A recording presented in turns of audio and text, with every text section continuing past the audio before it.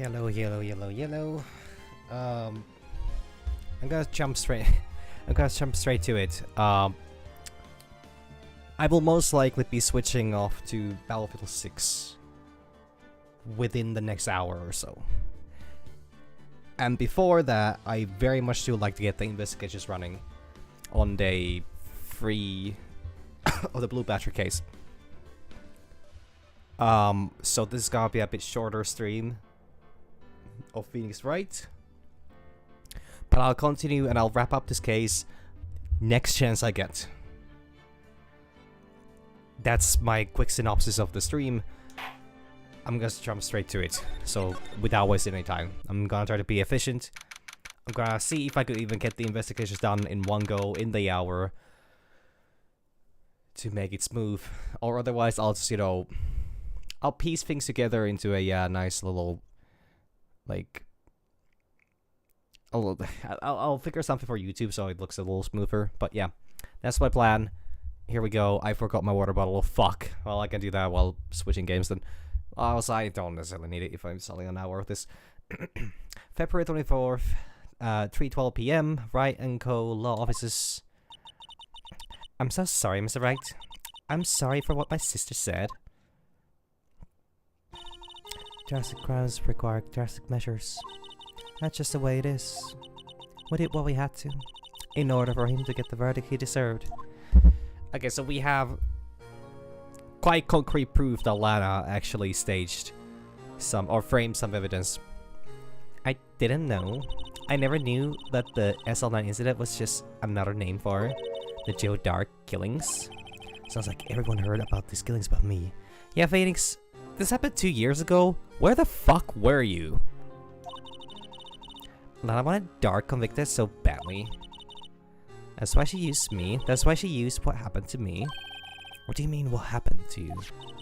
It's all in the file. Joe Dark's last victim was prosecutor Neil Marshall.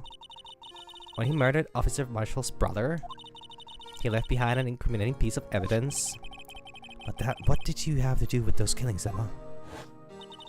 On the night Prosecutor Neil Marshall was murdered, Joe Dark tried to kill me. What? He tried to kill you?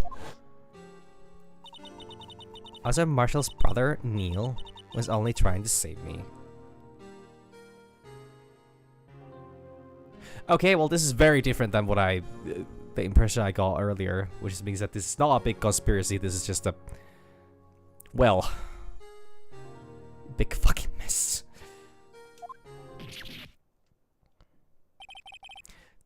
So that means, yes, I was a witness in Joe Dark trial. I didn't see that one coming. Examine. Bland. Charlie, how you doing? Me a splat, Charlie. I'll be taking care of him in Maya's absence. Huh, he looks a little yellow today. No, I watered him just now. I mixed in a lot too. Mixed in what? Why, my very own scientific additive?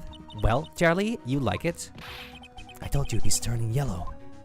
Oh, poor Charlie. Simply cannot catch a fucking break. Because it's cleaning day again at the hotel across the way. I hear they're planning a second branch outside the city. God, the bellboy was staring right at me. He looks wimpy, but you can tell there's a sharp edge under the facade. That bellboy is going to be someone someday. I wish someone would say that about me. Don't worry, Phoenix. You're already Phoenix. Ain't no one like you. Ain't no one who likes you. Ah, well, that's maybe harsh, but true. There's somewhere on the wall. Maya stuck it up here on the day she left. I didn't have the heart to take it down. I do sometimes get strange looks from the clients, though. Difficult looking Lego books standing for a double row. They mock me. Oh, I tried studying one of those just now. Remember what they were talking about in the trial yesterday? Oh, right, evidence law. So did you learn anything? Well, when I tried reading it, made my head hurt. Oh. Then when I closed it, it slipped out of my hand and fell on my foot. Oddly enough, I find myself identified with her on this one. Okay. Mia's desk. I see her even less now that I've stopped taking cases. Oh, I have a math test coming up next week. I'd better study. I'm borrowing this desk, okay? 1 + 1 is 2, 1 + 2 is 3, 1 + 3 is 4. If that's what they're teaching in high school math, we're in serious trouble. Phoenix, we don't have the time to, you know, look at the American educational system. It happened 2 years ago. It was right about this time of the year too. There was a terrible thunderstorm that day, unusual for the season. I was alone in my sister's office. We were planning to eat dinner together once she finished her work. Hashtag girl dinner. Then suddenly, this terrified man came bursting into the office. Joe Dark. It seemed like he was running from someone. He pulled out a knife and screamed at me. He screamed at you. I didn't know what was going on. Just then, Prosecutor Marshall showed up. Jake Marshall's brother. Joe Dark tried to take me hostage, but before he could, Mr. Marshall tackled him. Then, what happened? I'll never forget it. Lightning struck and the lights went out. Suddenly, a ball of lightning flashed outside the window, lighting up the office for an instant. When I saw them burn a permanent picture in my mind, I can still see it now. A permanent picture. I don't know if we should be asking all this stuff right now. We have a case file. I don't remember the moment when Dark stabbed Mr. Marshall. So you weren't able to testify about that? No, I was only asked about when I was attacked. That must be why she made up the crime. Made it up? You mean provided bogus evidence? The prosecutor's office wanted the guilty verdict so badly. Lana forged the evidence and Mr. Edgeworth used it. Edgeworth? I know that name. Yes, but I'm sure he didn't know anything about it. He couldn't have known he was being given false evidence. Even so, that's when it all started. The rumors about Mr. Edgeworth, I mean. It's all my fault. If I could just testify properly, none of this would have happened. So it's true, even though he may not have known it. Edgeworth really was involved in falsifying evidence. After that case ended, Lana was never the same. She became cold like she is today. She must not have been able to face up to what she did. Especially not to Emma. Alright, this is quite the fucking pickle, huh? What did you see in the incident that crime occurred? Dark knocked down Mr. Marshall and raised his knife. And Marshall was stabbed right in front of this poor girl. I think that's pretty concrete evidence, or like that's a pretty good testimony. And I remember what happened after that. Apparently I passed out. When I came to, Lana was cradling me in her arms. Poor Emma, you've been through so much.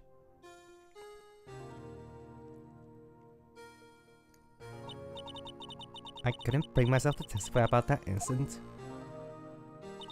I tried, but the words just wouldn't come out. I drew a picture, but it wasn't any good. 2 years ago. You must have been 14. That's understandable. I couldn't draw at the age of 14 either.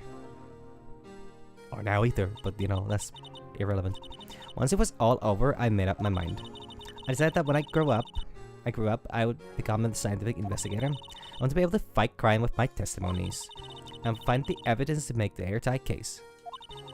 That way, Lala would never have to forge any. I see. I think I'm finally starting to understand what makes Emma tick. But there's still something that bothers me about that crime. Something puzzling. There's something that's puzzling me, Emma. What is it? You said you were in Lana's office at the time, right? That's right. Why then would a serial killer come running in there? Not only that, but he was being chased by a prosecutor? Oh, there's no mystery there. George Dark had been taken in for questioning that day. Taken in for questioning? You mean by the police? Of course, this happened at the police department. He tried to run away halfway through the interview and fly into my sister's office. Why did he run all the way over to your sister's office? Because detective's office and the questioning room are right across from the elevator. Across from the elevator? But Lana was the chief prosecutor, wasn't she? Now, silly, didn't I tell you? 2 years ago, Lana was a detective. Well, you sure as shit did not tell me that. What the fuck? Wait, so Lana and Star, right? Star, yeah. Would have been working together then. Like, they most likely would have had at least... What the fuck? She was the best in the entire force. What? That's news to me. After that Jodar case, she was transferred to the prosecutor's office and made chief prosecutor. Is that how that works? Can you just like... Can you just be a detective and then just go like, oh yeah, I just want to be a prosecutor now from now on? I don't know enough about either of these, positions to say anything myself, but like, you know what? I shouldn't question it.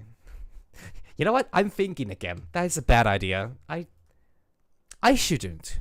I really shouldn't. When I used to be a detective, I'd better have another talk with her. Yeah, someone should maybe, Do you have anything about this one? Is everything somehow related to this incident? What was it labeled again? The SL9 incident? Yes. The name of everyone connected to this trial is listed in here. All that's left is to figure out just what role everyone plays in this case. If we search hard enough, I think we'll find our answers. What exactly did or didn't Lana do? I'm not sure I want to know everything. That's for... You want to check the video again? Our entire success in court today is this tape. At first I thought it was a joke, but it turned out to be a goldmine of evidence. I got a total of 5 clues in it. I also gave the blue badge some publicity. Of the negative sort, that is. Well, whatever. Actually, about the spring still. This jar is pretty fragile. Looks like it's about to break apart. What do you mean about to? It's already broken. I meant again. This piece was found in the goodness evidence locker. That means this is somehow related to that other incident. Yeah, honestly. Yeah, no. I don't think she cares. Okay, time to move on. We're on a tight schedule here. February 24, detention center, visitors room. Lana? Mr. Wright, it seems I keep causing you trouble. Falsifying evidence. I didn't think you were the type. Criminals don't mind playing foul. Why should we? But Lana, if you're wrong, an innocent person might be found guilty. Believe me, I understand the risks. Lana, Emma told me about you. Oh, about how you were a detective 2 years ago. And how the SL9 incident was the reason for your transfer to the prosecutor's office. That's right. Could you fill me in on the details, especially about the unusual change of jobs? Yeah, honestly, I'm very curious about how that functions. I suppose you have a right to know, Mr. Like, why do you not tell Wright? Why do you keep Phoenix in the fucking dark? I get that he's not the brightest. He's not the brightest light to begin with, but like, he's doing his best.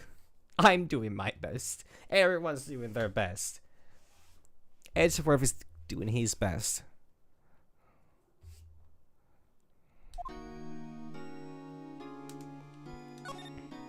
Same dialogue as last time. This guard monitors the visitor's room. He seems frozen in place, cowering under this room's oppressive atmosphere. Okay. Something new for the camera? Or just smile for the camera? Smile for the camera. Okay, just smile. Smile. Today's trial. A lot of revelations were uncovered at the trial today, not the least of which was the fact that this case is largely connected to another one 2 years ago. Evidence from that case was stolen as well, though I expect as much. I know how obsessive Officer Marshall can be. That trial, it really wasn't fair, was it? I believe in you, Lana. I believe that no matter what happened, you would always stick to the truth. Like, okay, we generally have a murderer that, how would I say, started rampaging across the fucking police department. Murdered a person there. With 2 witnesses in the room.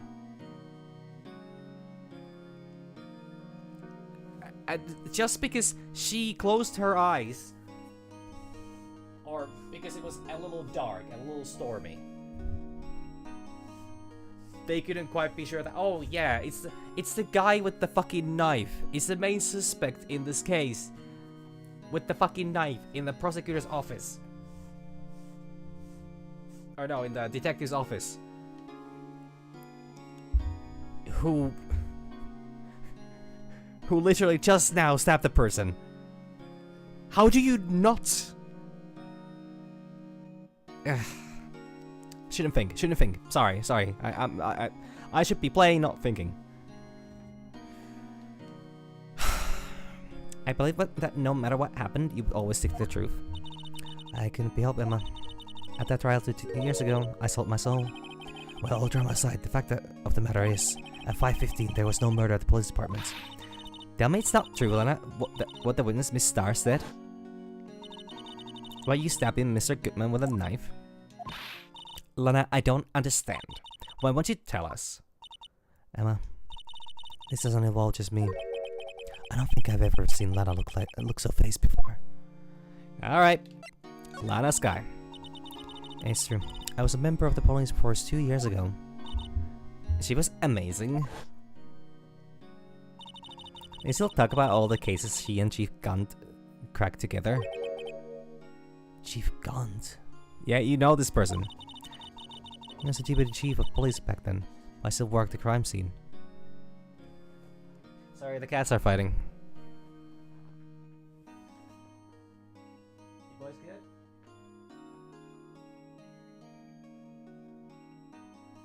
No, I don't think they're fighting. They're actually just playing, I think. At least it didn't sound like hissing. I think they're just running around. He was the deputy chief of police back then, but he still worked on the crime scenes. Damon Gant.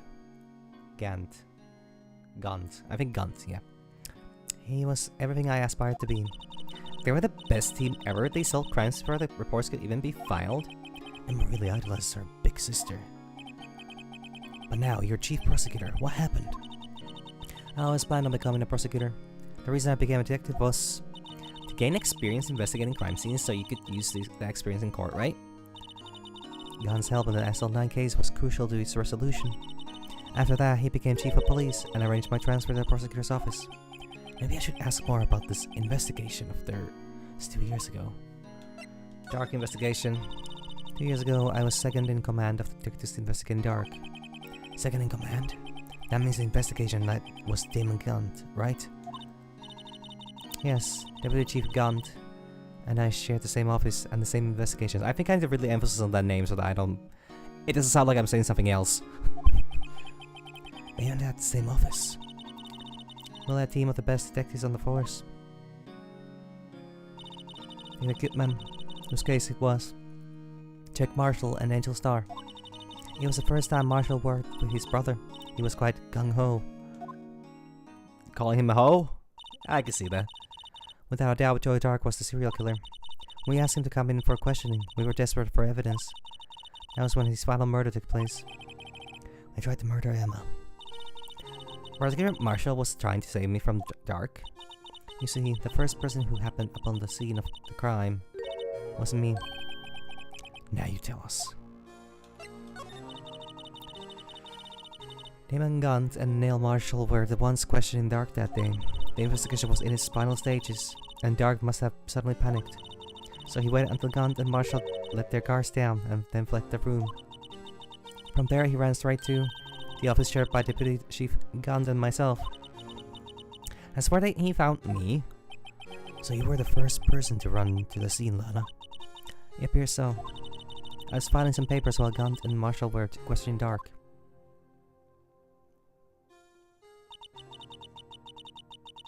When I returned to my office, I saw 3 bodies on the floor and smelled blood. Whoa, what the fuck? Wait, 3 bodies on the floor. How many people...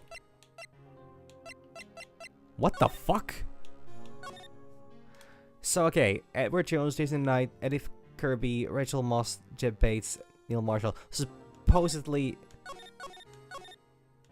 No, but no, Dark did not die before he was caught. He was executed. I wonder, do they do this by like lynching or like, you know, do they have like a cool guillotine? Is it the chair or actually okay, Larry mentions the chair in the very first episode, so I'm guessing that's what it is. It probably isn't much of a show, especially with how many executions there probably are, so it's less public execution, more just an execution. That's how I imagine.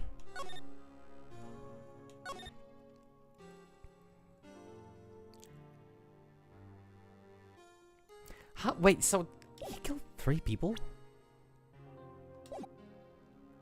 In just this like one? Or no, I think that's 3 bodies on the floor. So that would be Marshall on the top being stabbed. That looks like Dark. And oh, actually no, she's referring to also Emma on the floor passed out. 3 bodies. Prosecutor Marshall, the victim Emma, who had passed out, and the suspect Joe Dark.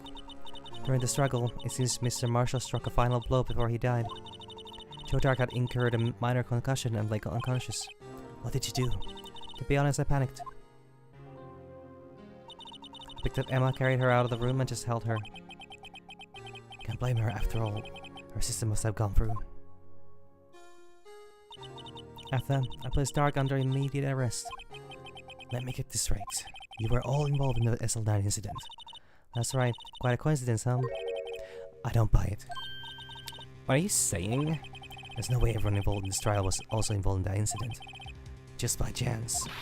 When that case was solved 2 years ago, at least one person went to extremes because they didn't believe it was truly solved. Officer Marshall. Yes, his actions came as a surprise to me as well. Are you gonna tell me that Marshall did not believe that Dark was the killer? Because I've been this whole time wondering as to what the fuck is Marshall's problem with this.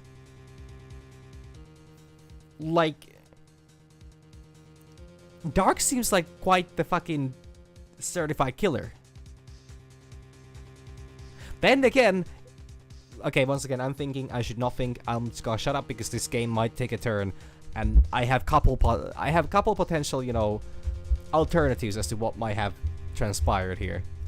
So I should not jump ahead. As in his brother died, he's changed completely. I guess he wasn't convinced with the ruling against Joe Dark.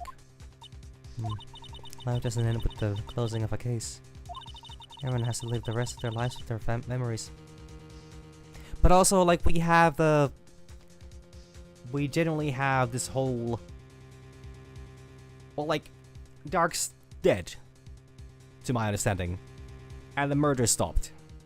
Which then again, we don't know. Maybe the murderer is still on the loose and just was like, you know, oh, they pinned this to somebody else. Time to, you know, just fucking slink away like a rat. Or a Batcher. Maybe it was a blue Batcher that did the murders. Never know. Anyways. That case just might not be over yet. Huh? Emma was assaulted by Dark at the police department, right? Yes, in the office that Damon Gund and I shared. The office that Mr. Gund now occupies by himself, the Chief's office. Maybe we should have a look at the Chief's office to decide of the final SL9 murder.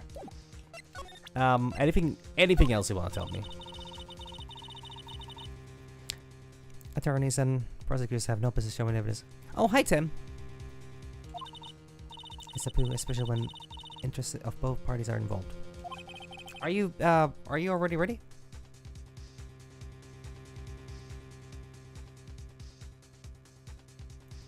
Because I could wrap up this conversation, you know. Switch games. Lana. Okay. Is there anything else I should talk to her about? I don't think she's gonna... Okay,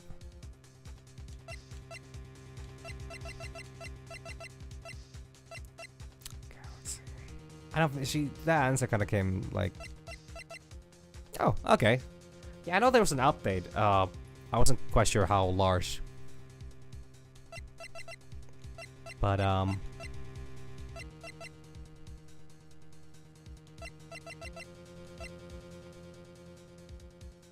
but yeah, mine didn't take long to update either. I think it actually had already updated.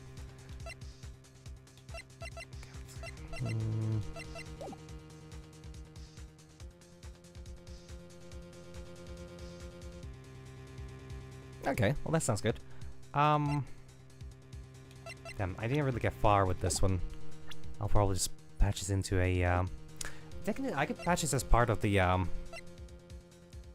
could put this in the yesterday's VOD. That's actually true. Yeah. Yeah. I'll do it like that. That works fine. Yeah, you know. Had a little bit of prelude, considering that I didn't really get anywhere with this yet, but like, I just make a separate save altogether. White monkey jump scare. Okay, that should be all good. Don't think I forgot anything too major here. And, yeah, hey! Back here. It took me a bit longer to wrap things up, and then I had to also set things up. I did close the window, right? Yeah, I closed the window. Of course I closed the window. Why would I close the window? Well, I can find multiple reasons why I would have forgotten to close the window, but pretty sure I closed the window. Anyways, back here again. More of this. The idea is to plan. The idea is not to plan. The plan is to wrap this up today. The episode 5. I did mark episode 5 on this, right? Yeah, I did mark episode 5 on that. Okay, yeah. So, if everything goes right, anybody check this out on YouTube, I should have had like the first 30 minutes of yesterday. Well, the 30 minutes from yesterday that I did really briefly.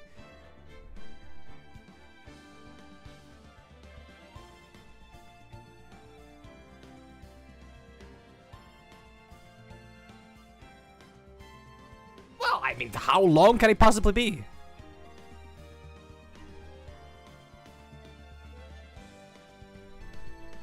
How long can it possibly be?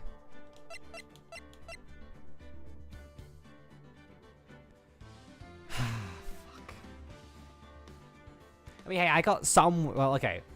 But yeah, so if everything goes well, if my editing skills are on par, which they probably are not, but I can do this the easy way, I can do this the hard way. I'll do it the easy way. I'm gonna have the 30 minutes that I did yesterday slapped before this on YouTube. But anyways, we're gonna continue directly from there. Quick recap. Yeah, so I was talking to Lana. Yeah, so the main things, there is suspicion the Dark is not the killer.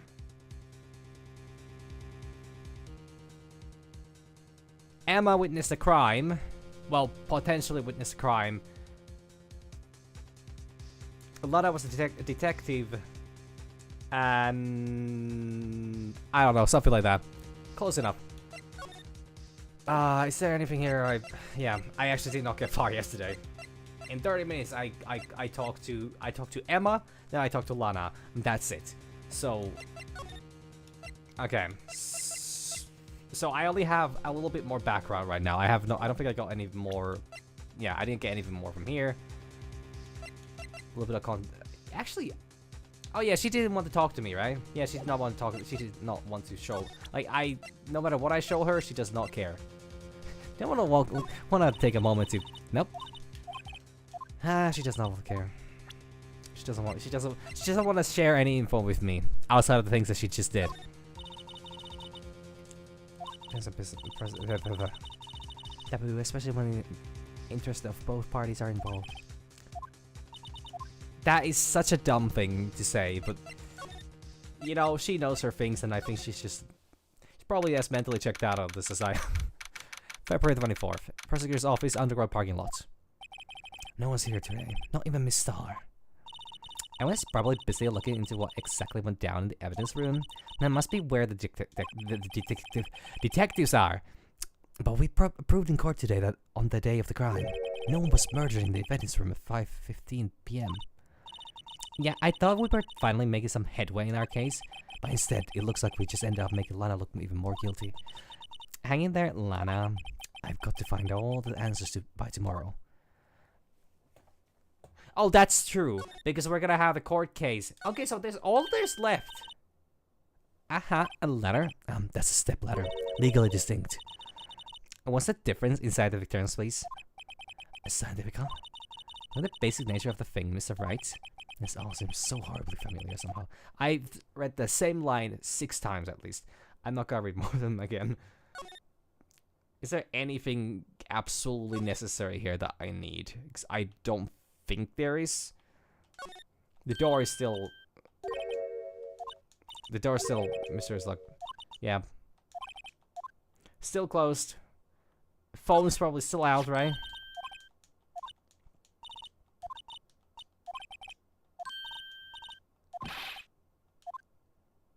Yeah, that's still... So there's nothing going on here. Yeah, anything I should actually be paying attention to? Yeah.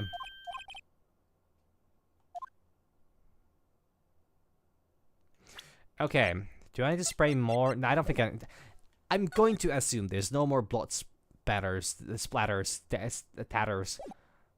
I did put those away, right? I did. February 24th, High Prosecutor's Office, room 1202. Mr. Edgeworth isn't here. He's being questioned by an inquiry committee. He took a real beating in court today. Yeah, with Lana admitting to falsifying evidence 2 years ago. I guess we'll just have to come back later. So I'm guessing I'm finishing the investigations up now. And then next is the court case, which is the very final thing. So this should be easy. This should be fine. On the ice. Why is that gumshoe?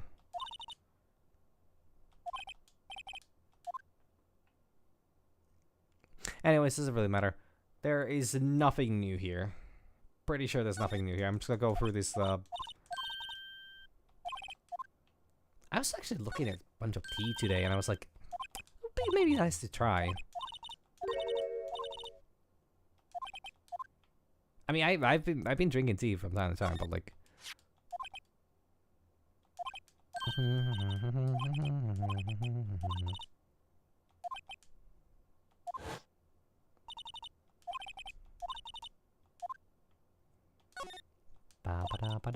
There's nothing new here. Anyways, Edgeworth is not a suspect here, so I guess there's no reason for me to really be here. It would be quite the twist if he was the killer, but I don't think he's got a motive for this anyways. So February 24th, Police Department entrance. Howdy, Bambino. Mr. Marshall.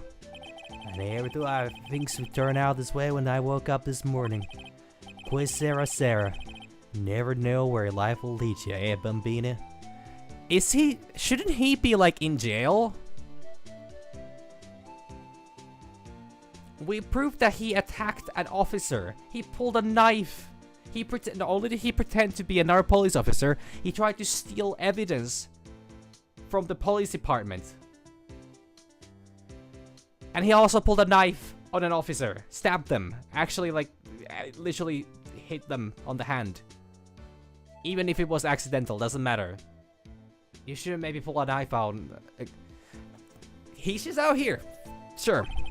I should have known my luck had run out when the old Billy dried up this morning.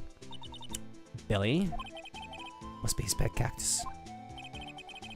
Say, where are you headed? Just over to the prosecutor's office for a little interrogation. It's a voluntary appearance. We all know I won't be coming back. Sorry, but you can't go in the evidence room today, partner. Mr. Marshall, why did you do it? Why do prospectors head west? If ever there was a case I needed to know the truth about, it was that one. Before you turn yourself in, Mr. Marshall, would you mind telling us exactly what happened? Looks like I won't be getting a steak lunch today. Blue Badger. Blue Badger is still writhing around today. Wait, no. He's gonna benefit of doubt and say he's dancing. Oh, dancing. The police department has been dancing about like crazy since the other day. Alright, take out. Can't help but feel he's going to do something naughty. Yeah, that thing's up to no good. This seems like it's all the same. Okay, let's see what the dialogue is here this time. Look, that patrolman is saluting the other guy. He must be a detective. Talk off the low, right? And you know what he says? Oh, you moron! I'm an undercover agent! Oh man, I hate when that happens. I guess he wasn't saluting, he was just listening to how his friend messed up. They make a good pair. I still don't know why Phoenix is so eager to ship these two, but like, hey, I mean, all the power to you, buddy. Okay, Dark Trial. Something was fishy about that trial from the beginning. Wasn't just me either. All the detectives thought so. What do you mean fishy? Some of the facts reported were inconsistent with the evidence we found. For example, the murder weapon. The murder weapon? You mean that switchblade knife with the broken tip? That was Joe Dark's alright. But in the initial autopsy report, a question was raised. Why are all these victims shot? A question? The blade of the knife was not a perfect match with the wound the victim sustained. What does that mean? It means there's a good chance the knife was not the murder weapon. Huh? However, in the report that was finally submitted, that possibility had been erased. Could the facts have been concealed with forged evidence? Like, they are very much building up for one big reveal that I am getting suspicions on about. Getting my groove on about that. But I don't want to make accusations before, you know. Because I have one very, very significant reason why I find it very unlikely that my conspiracy theory on this is actually wrong. But they're really setting something up here, and it's giving me the vibes. That case left behind scars on all of us. Scars that the incident left behind? Prosecutor Marshall. I got the looks, but he got the brains. I mean, I do have to say that with the exception that he supposedly gonna grow a beard, neither can you, to be honest. Maybe neither of you can, but he's the one who at least acknowledged it early enough. You two look very much the same, or looked very much the same. Sorry for your loss, I guess. He was one of the best prosecutors around. I had just made detective when he went down. It was our first case together. How old was he? Your brother? He was 27 at the time. He was awarded the highest honor that very day. The king? The highest honor? You mean the king of prosecutors? I knew it. Why are you looking at me like that for? That's an honor for a prosecutor. Mr. Marshall must have really been close with his brother. Oh, so that's how the shield broke. Yeah, that makes sense. The day the SL9 incident took place, that wasn't the same day as... That's right. It was the day of the evidence transfer. Oh, interesting. It was drizzling that morning, and by nightfall there was thunder. Can't believe 2 years have gone by already. I tried to steal the evidence so the case wouldn't die. Apparently someone tried to stop you. Detective Goodman was murdered, and the evidence locker was empty. There was something going on behind the scenes in that case. We all knew that later. Every detective involved in that investigation can say one was taken care of. God, I can't do his voice. I don't remember how I was doing it yesterday, or the day before actually. Maystar was fired and I was demoted and boxed away in a tiny room. What about Detective Goodman? If they did something to him too, the commissioners would get suspicious. Now, they were careful enough not to be too obvious. They? Who are you talking about? Don't get upset, Bumpino. I mean Damon Gant and Lana Sky. Investigation lead Damon Gant and his second in command, Lana Sky. There wasn't a person on the force who hadn't heard of that duo. That case was the biggest step in both their careers. After the case ended, Lana transferred to the prosecutor's office, right? Yeah, Damon Gant and the new chief of police arranged for that to happen. She's never been the same since she left. Huh? Everyone who knew her said so. Chief Prosecutor Sky was totally different when she was a detective. Maybe it's not the same person anymore. Now that he mentions it, Emma said something like that too. Tell me, what happened to my sister? Sorry, Bambina, but her secret is too well guarded. I never found out. Lana's secret, it all started 2 years ago. So there you have it. That's my story. Did you enjoy it, partner? It was certainly enlightening. There's one thing for sure I found out in court today. That boy Edgeworth isn't my enemy. He was the one who used falsified evidence to get a guilty verdict, but someone else was the one who gave him the evidence and planned everything. And someone is Damon Guns. Okay, they are really setting this up, huh? They're no longer pulling punches on this. Don't believe me? Well, I don't blame you. I won't even be a patrolman after today. Wait, you had a lid on that at some point? Too bad I won't be around to work with you when you become a real scientific investigator. Aw, he's getting executed for murder of the evidence. Adios, Bambino. Well, off he fucking goes then. Gotta feel like we should have maybe shown him, ask him more questions. Okay. Paper 24, Police Station, Criminals Affairs Department. This place is always pretty empty, but today it's deserted. That must mean everyone's busy solving crimes. Oh, if you're looking for others, they're all in the conference room.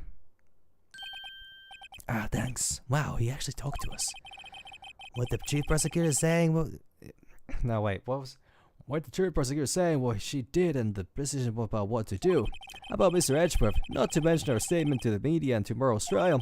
There's more chaos going on than Thanksgiving and Christmas put together.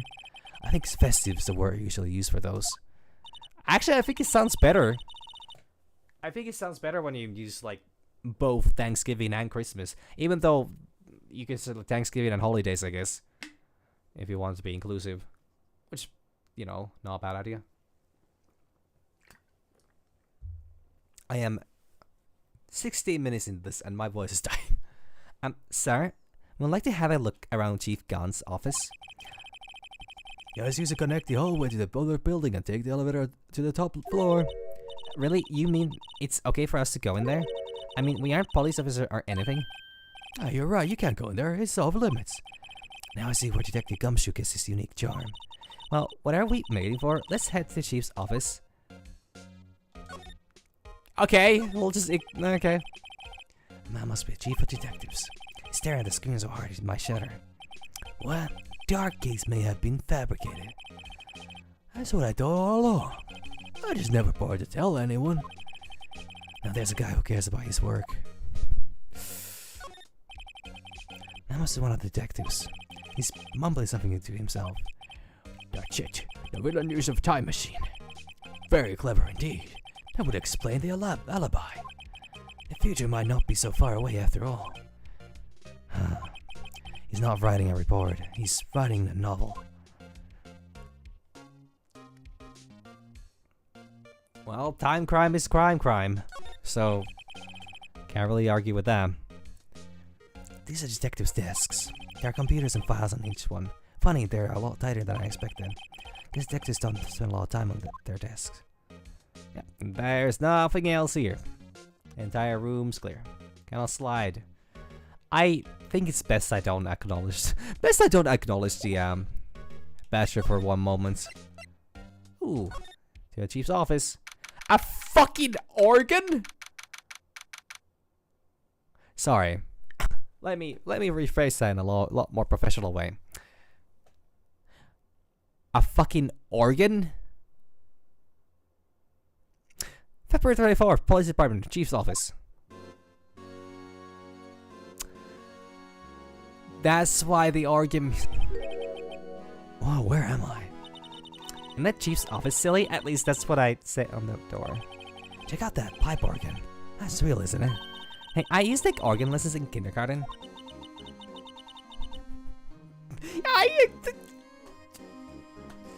Fuck! I can't even...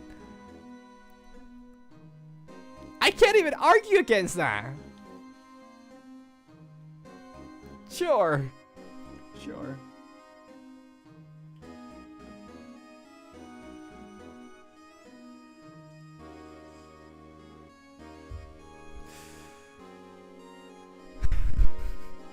God damn it. And you just call me Little Miss Bah. Bah. Not even impressive. I thought I was a genius until they tried teaching me. What was that? Is this the Phantom of the Opera? I could never remember where C was. Oh. Oh, it's you two. Chief Gans.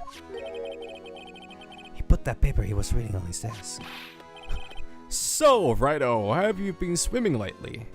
Why does he keep asking me that? No, I haven't. I've been kind of busy lately. I can appreciate that. I've had my hands full too with Mr. Marshall's misconduct. A lot of provocative statement. Provocative statement? Oh, you mean about the forged evidence? 2 years ago has passed since that incident. My, how time flies.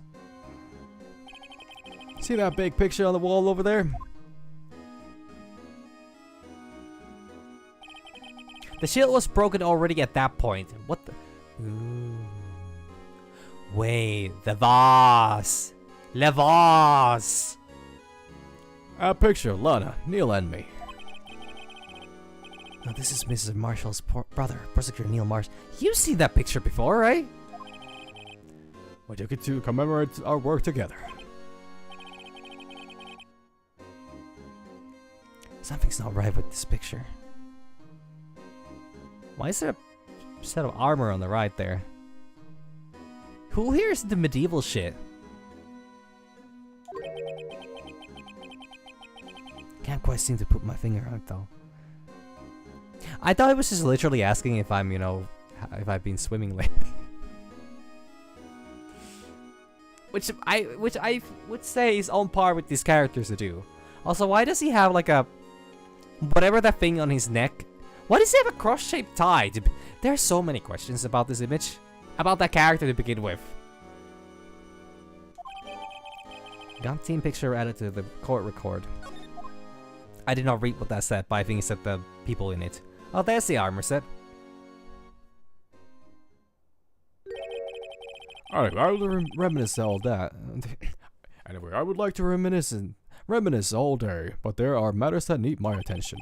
I'm gonna lock up here, so let's go out together. Oh, but this office, it was a crime scene 2 years ago, wasn't it? Our case is long since been over. There's no need to investigate it anymore. So how about we just drop the case and, you know, move on out of here, right? All the same, we'd still like to have a look around. Perhaps you didn't hear me. I said there's no need to investigate it anymore. Now hurry up and get out. I have a meeting to attend. You know, you're right. I never ask about Edward's Edgeworth's. God, why did I call him Edward? Holy shit, Edgeworth's. I'm thinking of many things right now. Miles Edgeworth. Yeah, I never asked about Edgeworth's, you know, choice of clothing either. So, maybe I should leave this one out as well.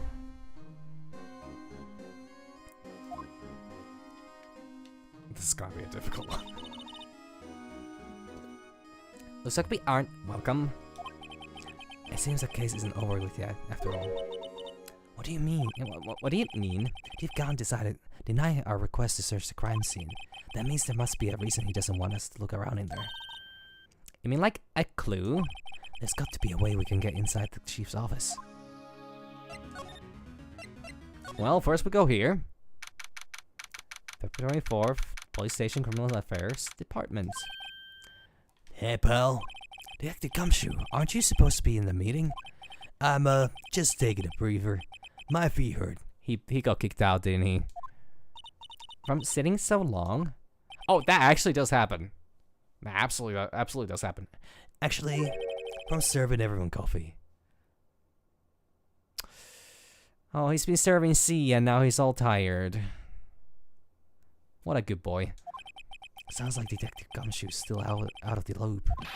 Say, have you either of you seen Mr. Edgeworth? Edgeworth? No. Why do you ask? He's under fire from both the police department and the prosecutor's office. It's almost like the battles between you two in court. That's not serious. Is it because of what my sister said? Yeah, that's basically what it all boils down to. And falsified evidence 2 years ago. Now Mr. Edgeworth has the whole world after his blood. Yikes.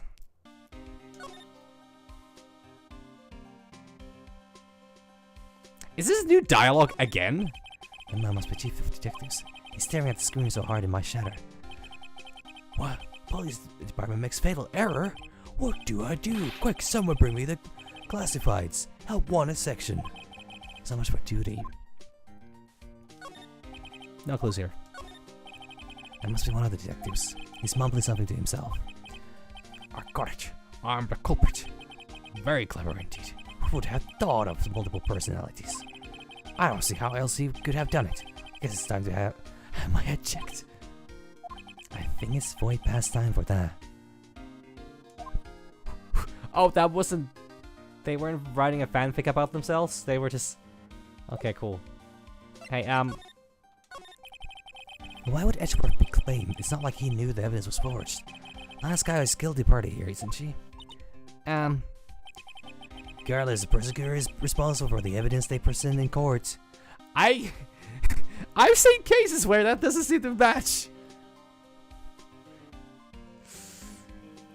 Considering Star just, you know, showed evidence in court on the fucking whim.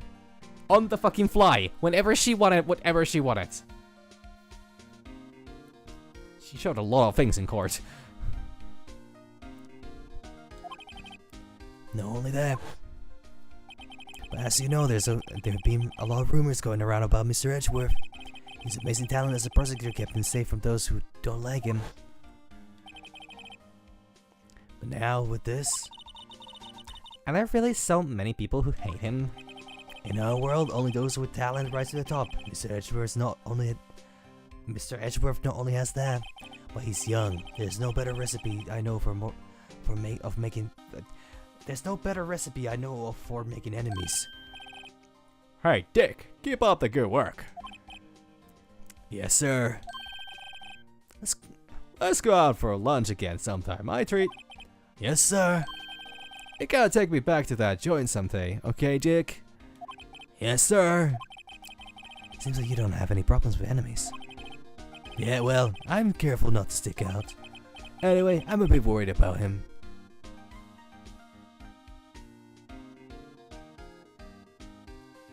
Yeah, I definitely should do that.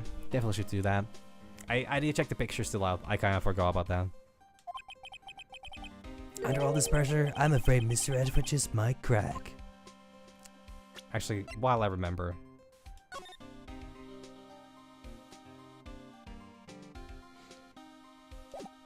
Again, not too much going on. Our ceremony have gone... Oh, this is specifically our ceremony. Has this been updated? Nope. Nope. Actually, what does it say on this one? I can investigate this. I can look at this. Oh, well, that's cool. Hole. Oh, wait. This thing doesn't have a bottom? That's weird. No, I'm not saying that. Some fucking restraint. I wonder which side is up. But yes, what's the purpose of a bottomless jar? Unless it doesn't collect dust inside, right? Actually, can I also look at the blood splatter? I can. I don't think I ever investigated this. Hey, look, they're hard to make out, but there are some dark red stains here. Looks like blood. You think Detective Goodman's blood somehow got on this when he was stabbed? Not likely. This blood looks like it's been here for months, maybe longer. This jar was evidence in the SL9 incident. It might be when the blood got on it. Yeah, I think that's all there is. Can I? No, I cannot. No investigations. Seesaw investigations. Oh, has this been updated? No, this is Edgeworth. Mike Meekins. Bruce Goodman, Mike Meekins. Yeah. Can I spray? No, I guess I can, but I don't think I should. Has this been changed? I wonder if the stain has something to do with this. It could just be the fact of, like, old age. I think I'm kind of on par with everything right now. Well, that's... Actually, can I investigate this as well? Can I look at Fist? Beware Fist? No Fist. Oh yeah, these are Moses' karma, I think. Yeah, that's enough. Actually... Well, no, this is not presenting. Actually, I took a look at the file earlier while the coffee was brewing. He's extremely concerned for Matchworth. Well, did you find out anything? The only evidence Dark left behind was during his final attack. His final attack, you mean? When he killed Persecutor Marshall, who was trying to protect some girl. Me? Since Detective Gumshoe never realized Emma was the girl. That's when he left the most incriminating evidence of all. Well, what was it? Oh, let's see. I think he had something to do with the murder weapon. Oh, I forget. It's all written somewhere in here, okay? His powers of recollection never failed to impress. And we should show him the murder weapon. Might jog his memory. Okay. Here you go. About this. Yeah, it has a tag attached to it with the label SL9 incident on it. I believe this would be the broken murder weapon you were speaking of. What are you doing with that? Wait, I literally have the fucking knife on me. I love it. It's just like with that thinker. Ever since that case was closed, that knife's been locked away in a locker. The day Detective Goodman was murdered, this suddenly disappeared from the locker and was found in Mr. Edgeworth's car muffler. That's it. Now I remember what the incriminating piece of evidence was. When he showed me that knife, it all came back to me.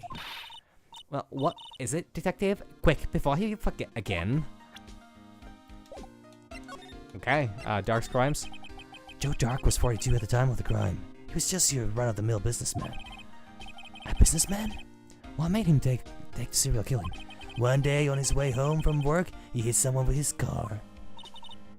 With his car? So it was an accident? An accident, yes. But it transformed him into an animal. An animal? He killed a man that witnessed the accident. Then he killed the lady who saw the second crime. He killed a jogger who came up to the scene and was killed as well. Finally, he turned himself in. What? Whoa! Wait! Holy shit!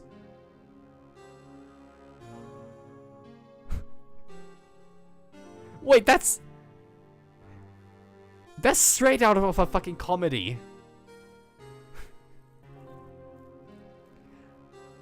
I think I've seen a scene like this somewhere.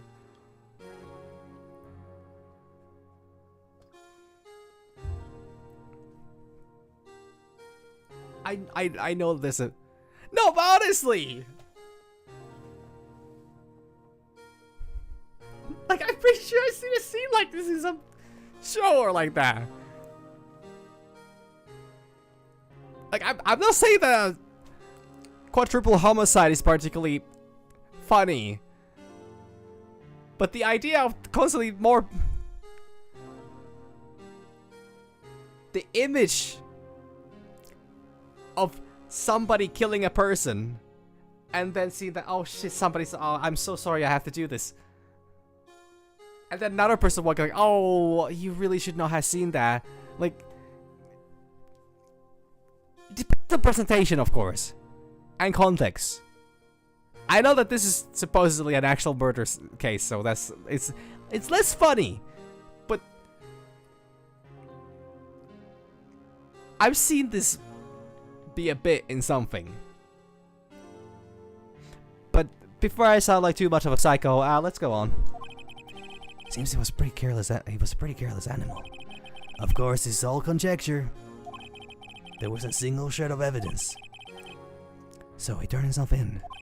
Yeah, but in the middle of his questioning, he fled and murdered his final victim. Prosecutor Marshall. The crime was witnessed by someone too, but luckily Dark was arrested on the spot. Okay. This is very different than what I imagined. This was not some...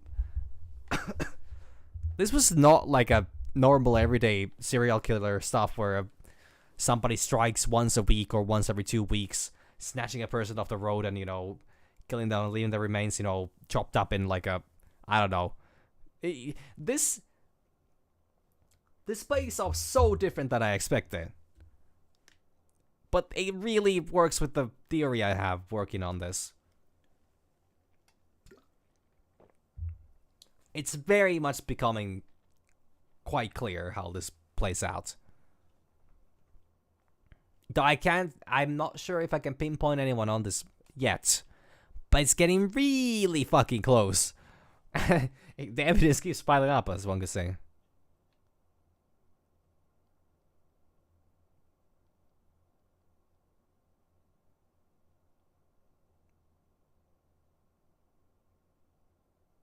You know, actually, that makes sense. That makes sense.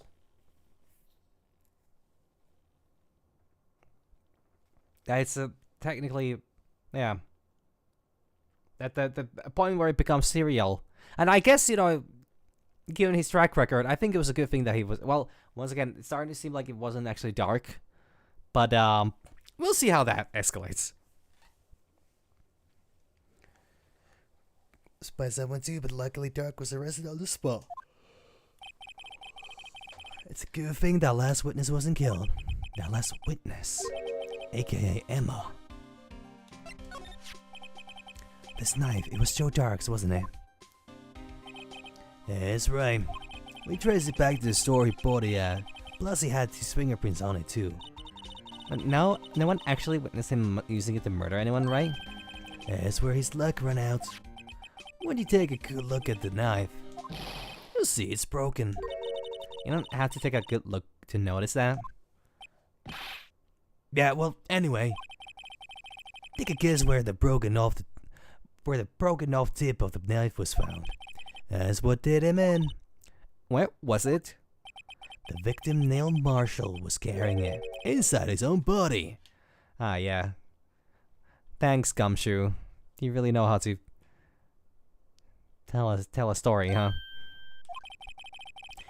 It was found deep inside the stab wound. Did it match Dark's knife? You bet, down to the last fiber. It's pretty conclusive. News autopsy report added to the court. I've also, well, never mind. Once again, I shouldn't start making accusations or, you know, theories here, because you never know what this game's gonna do. But it's painting a pretty clear picture to me, at least. But then again, I'm delusional, so I shouldn't be trusted, and I shouldn't trust myself either. Neil's autopsy report. Stabbed in the back, died from punctured heart and lung. A knife tip was in the wound. Switchblade knife updating the court record. Burn tip was found in the victim's body, belonged to murderer Joe Dark. Well, there you have it, in a nutshell. That's all I know. Can I ask you one more thing? What is it? If it's money you need, you should ask Chief Guns. It's not money, but it does concern the Chief. His office is a crime scene, right? It's where Prosecutor Neil Marshall was murdered. Chief's out now and his office is locked, but we would like to have a look around if that's okay. Well, any detective's ID card can unlock the door. What? Really? But if I let a civilian in there, I'd be charged with breach of trust. Breach of trust? Simply put, I'd be canned. Oh. Sorry, pal. I don't plan on getting fired because of you. I have other plans. How about his ID card? It was Detective Goodman's. That won't work either. The data was deleted the day he died. Wow, they work fast. Oh.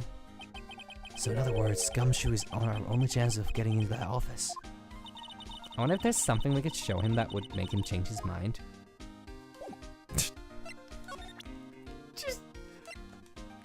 $50. You know, $50. That might do. Okay, let's see. Wanna watch the security video of the Blue Bachelor?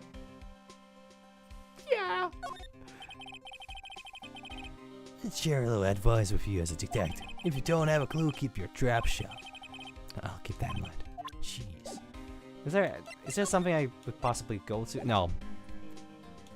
Shit, you're right. I shouldn't have given that, you know, steak lunch away. Okay, how about this one? Nope, not that one. So this is just brute forcing this until he cares about something here. You're standing up on those files. There's nothing wrong with Mr. Edgeworth's presentation. I think people are accusing him of injustice. I, for one, ain't buying it, pal. Yeah, looking into the case for Mr. Edgeworth. Yeah, it was a pretty big deal for while it was going on, you know.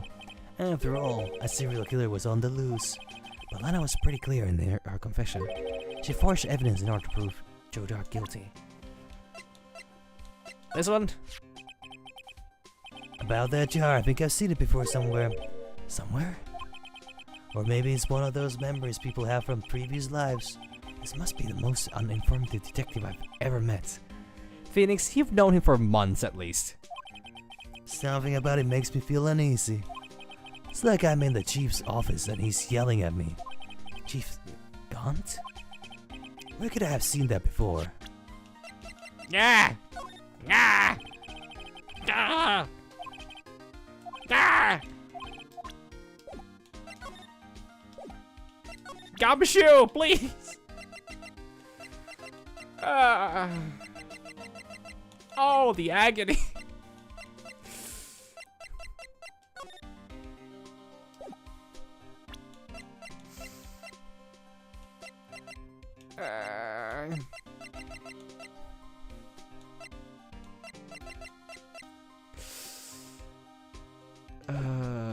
Okay, maybe Edgeworth is back, and I need to go talk to him. Or maybe Lana gives me something.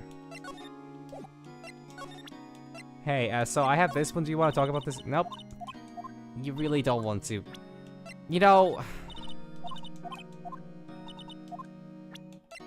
this really is getting more and more closer to her actually being guilty.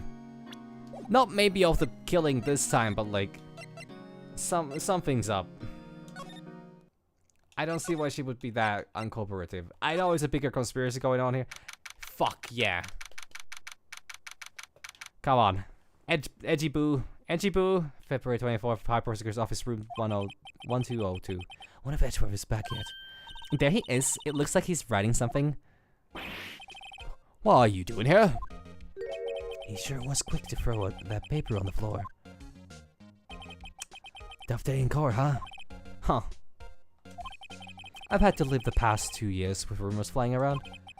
What's another allegation to me? I mean, this is the last chance for investigation, right? So there's only there's just a trial left, and that's it. It can't take that long, right? Cheer up, Mr. Edgeworth. I'm rooting for you. That's Edgeworth for you. Always trying to hide his real feelings. So what do you want? Unlike some people, I don't have all day. Paper! I wonder what he was writing before. Come on, Mr. Wright. Let's take a look. Are you crazy? Edgeworth is still sitting right there. Just distracting. I'll check it out. So, Edgeworth. What do you mean I want? Oh my god. So, Edgeworth. I've been working out recently. You wanna check it out? Hey, Edgeworth. Is that Detective Gumshoe out on the window there? Oh no, he's falling to the ground. Hold on, first let me see what this girl's doing crawling around my feet. He didn't even look. What? Letter of recommendation, I'm guessing. If you're having trouble reading, I'll read it for you. It says letter of resignation? Fuck! Resignation? Edgeworth, you don't mean... I'm tired, right? I feel as if something inside me has died. But Mr. Edgeworth, none of it is your fault. I know the path I've walked. You don't need to tell me. And the path I've walked hasn't been a just one. I can't forgive myself for what I've done. And no one else should forgive me either. Uh-oh. I think he's serious. Mr. Wright, please, you have to do something. A letter of resignation. I wonder if I can use it for anything. Letter of resignation, put it in the pocket. You can't quit, I quit.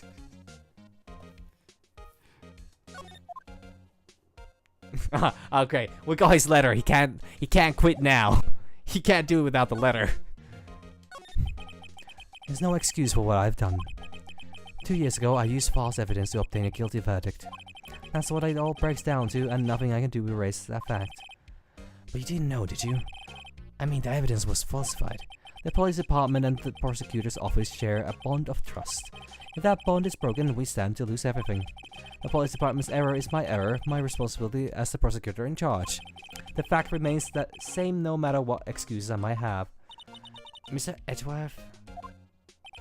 I take pride in my work. So tell me why. Ain't nothing but a heartbreak. Why has it all come to this? Even Edgeworth can keep this kind of emotion bottled up. Are you up for the trial tomorrow? First last year's trial, and now this one. It seems all you do is worry about me. To be honest, you're getting on my nerves. Mr. Edgeworth, you can't just walk out on a trial just because you're trying to be a little tsundere bitch. Tomorrow is the last day. It's too late to change prosecutors. I'll bet that's what my superiors are banking on. I never thought that the case would come back to haunt me like this. What do you mean? The list of evidence, it seems too short. Most lists run twice as long. It's only half as long as most lists? That's odd. I mean, we have currently 3 times as much evidence as we had on any previous case thus far. And we lost some of it even. Oh, Jesus Christ, This is such a fucking low case, man. After Neil Marshall was murdered, I became prosecutor for that case. I may not have been part of the investigation, but I knew what I had to do. Use the evidence I was given to prove the suspect guilty. That was really the only thing on my mind at the time. Say, we just saw a picture taken around that time. That picture. Something seems strange about it.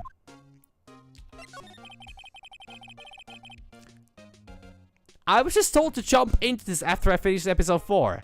That's all the info I had. I was working on nothing. And I'm working on nothing. With nothing. And it's taken 20 years of my life. But I am actually kind of invested in.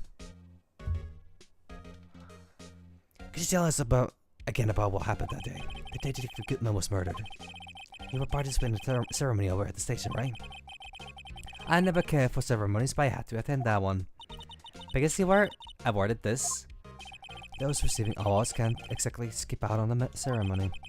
I finished up at the office in the morning, then drove over to the police department. You finished up at the office?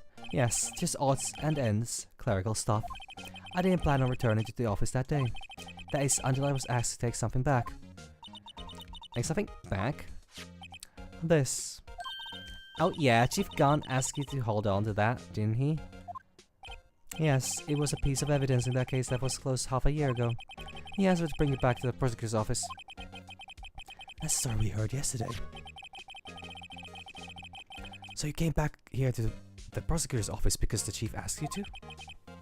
That's right. Can we talk about this case? Can we talk about this letter? They say there's smoke. There's smoke, there's fire. Apparently I was so caught up in the smoke I lost sight of the truth. Edgeworth. The others are right. I have no right to serve as a prosecutor. But Mr. Edgeworth, you were only doing your job. I have a feeling where this is going as well. But I'd rather let the game surprise me rather than, you know, start taking guesses and get my hopes up.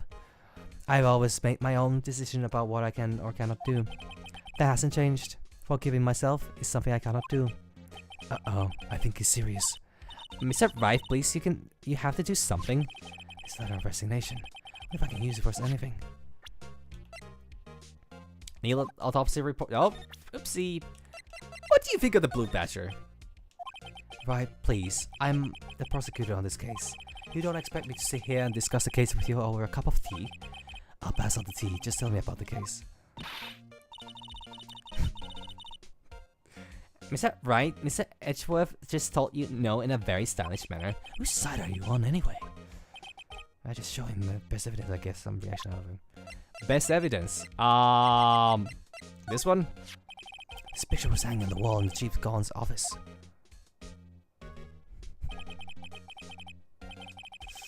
Well, I'm hoping that they have a solution to, or a follow-up to that. But honestly, yeah, Phoenix is making no money right now, so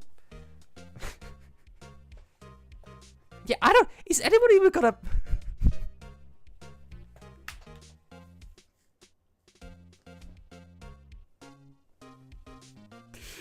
That's a fucking thing to file.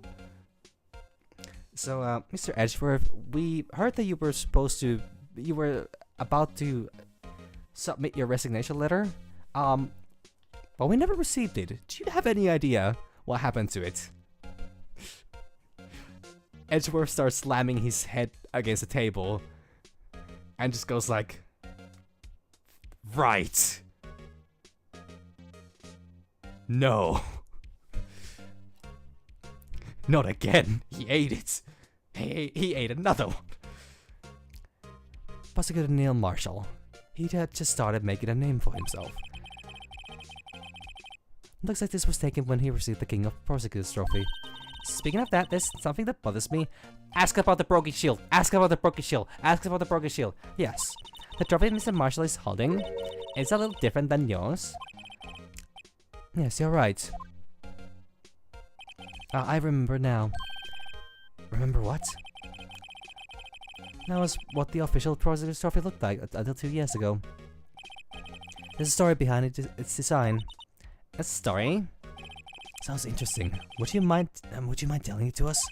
It's simple, really. Contradiction. That's what the award is based on. Okay. Cool. A broken shield against a sword. With a giant K on it. K, boomer. You wanna talk about this? You don't wanna talk about this? Why do you know?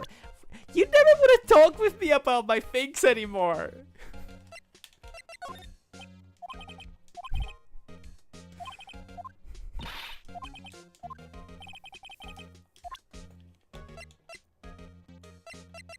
You wanna talk about this one?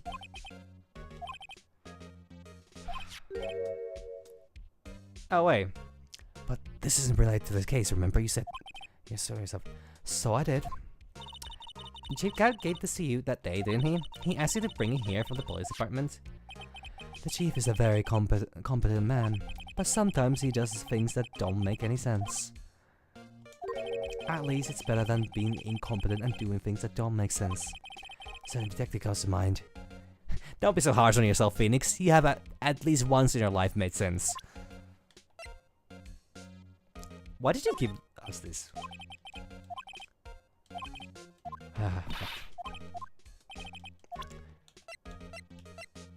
He no longer wants to talk with us. Or talk about it. It seems everything in this case is designed to cast doubt on me. Hey, don't look at me. Yes, I went into the evidence room on the day of the crime. Chief Gaunt asked me to do something. They take evidence from a case solved 6 months ago back to the prosecutor's office. I have a locker in there as well. Did you notice anything amiss when you were in the evidence room? That room's always dark and I was in a hurry. I didn't see anything out of the ordinary. Suspicious. Damn. I think I probably gotten all the info I can out of him right now. You know, it wouldn't hurt if you put this up somewhere, like on the shelf. That has no meaning for me anymore. What do you mean, anymore? That's who I was last year. What good is it to dwell on the past? He's asking me? Why can't he just accept it graciously? Actually, something's been troubling me about this shield. Oh yeah, Gumshoe keeps getting promotions, but his salary never goes up. Oh fuck yeah.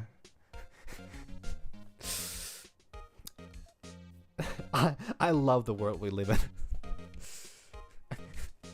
I love inflation. Anyways. Actually, something's been troubling me about this shield. Like, do you notice anything different? Different? Yeah, don't you remember the other shield in the court record? I guess I better present this other shield. I already did. I already very much asked that.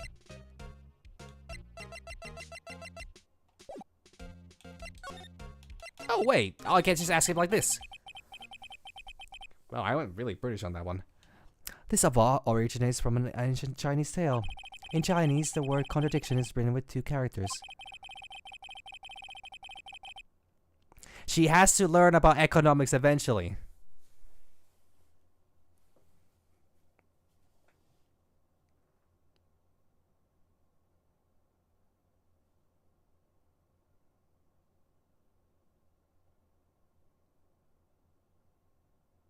Yeah, so he really is the embodiment of detectives then, huh? The first means halberd, and the second means shield. Have you heard this story? Me? Sure. Everyone knows that. Why does she tell it though? For Emma's sake. Very well, right? I can see through your lies like clear blue skies. Oh, we're getting an actual story here? Oh my god. An illustrated story? Hell yeah. Long ago, in the kingdom of Chu, there was an arms merchant. One day, he presented the king with 2 items. The first was a halberd he claimed could slice through any shield or armor. The second was a shield he claimed could withstand any weapon. Wait a minute.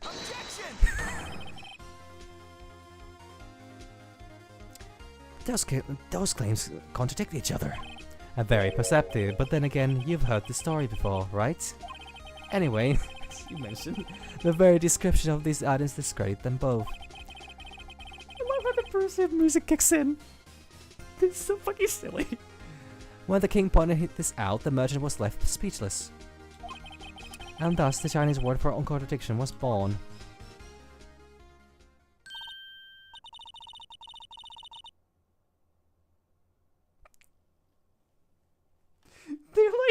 They're discussing. What should we have? Phoenix, dear, what should we have for dinner? Well, I was thinking maybe we'd have some, maybe we'd order some pizza from the local pizza place. Objection! You know very well that place, only has the lunch sale going from until 3 p.m. and it's already 4 p.m. Try again, right? Oh, I see. So the chipped shield and broken knife symbolize. Precisely so. They symbolize the merchant's items.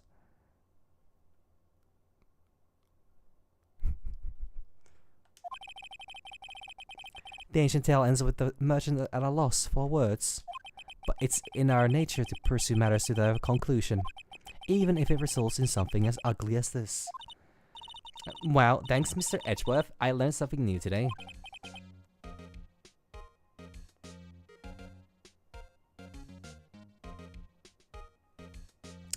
That's funny. If that's so, then why were you only given a shield? You'll have to ask Chief Gaunt. 2 years ago, he had the halberd part of the award abolished. Chief Gaunt. King of Persecutor's Trophy updated in court record. 2 years ago, the halberd was removed at Gaunt's behest, giving it its current form. Okay, I got more information about this. Neato. I think that's probably it. I don't know what else I could possibly get. Okay, the parking ticket. Never mind. I'm saying this is probably it. The piece of paper is gone from the floor. Oh my god, technology. Technology. February 24th, prosecutor's office, underground parking lot. Starback? Excuse me? Would either of you care for a quarter pound of roast beef? I'm sorry, I guess she's out for off lunches. You certainly are the curious sort, aren't you? Kind of like the first person who sucked a cow's nipple to discover milk.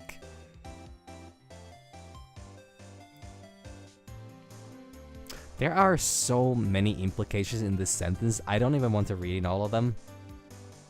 But I think she's calling us dumb. I did not see where that sentence was going at all.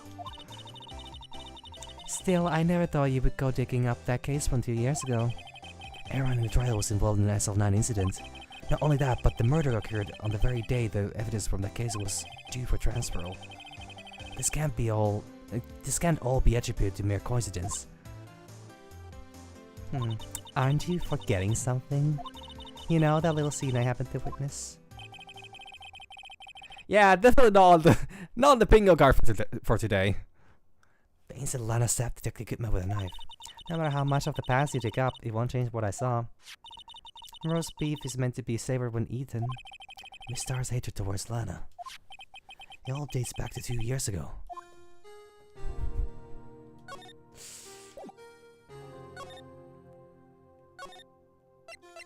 Want to tell me something about the Dark investigation?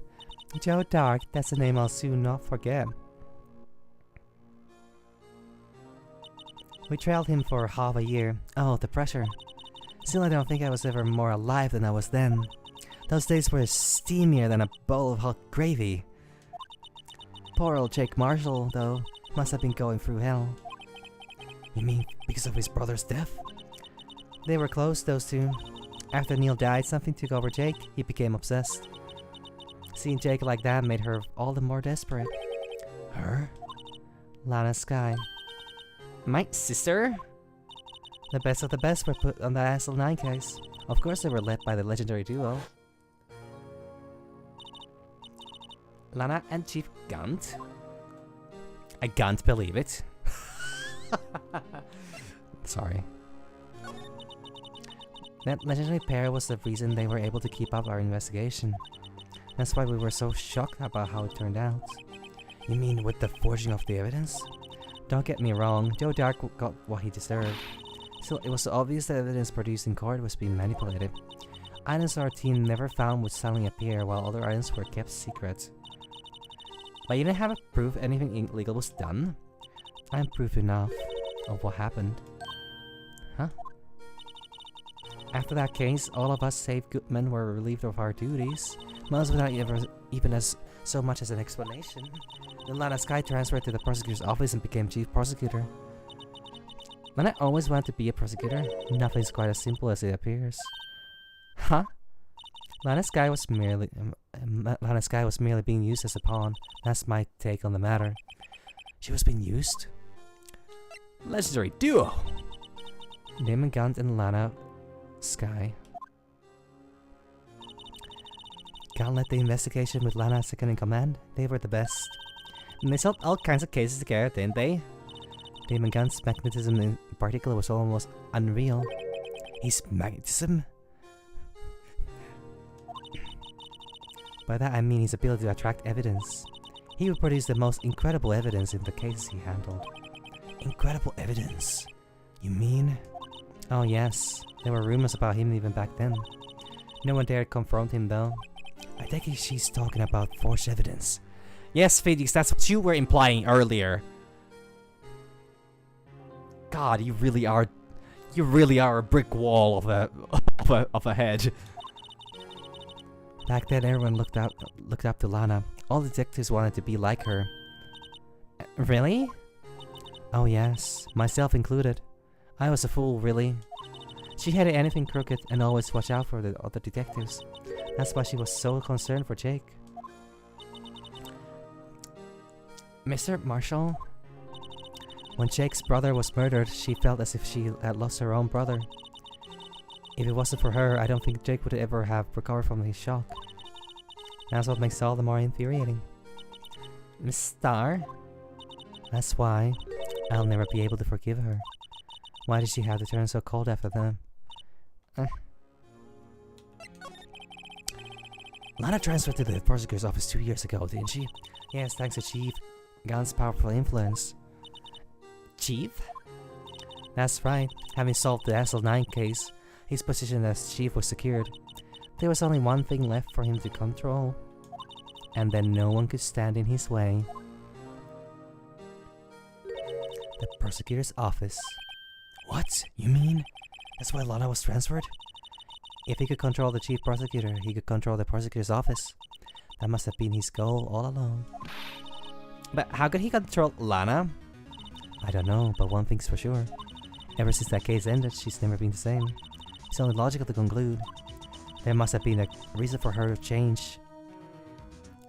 Aliens, right? No? Nobody?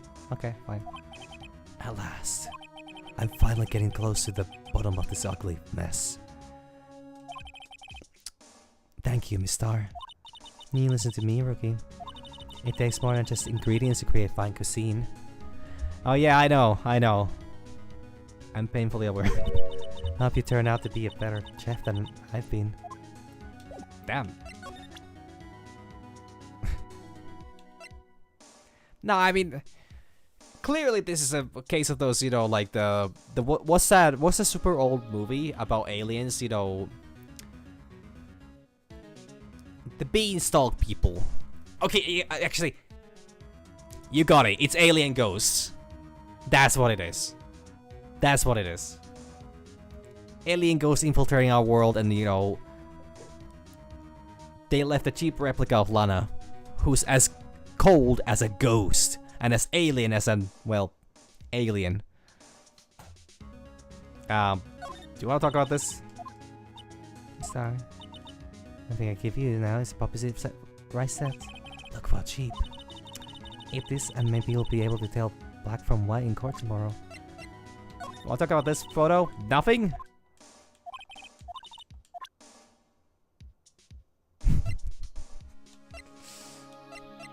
How about this one? No, she's... Okay, she does say that she has nothing else left, so I have a feeling that I have probably...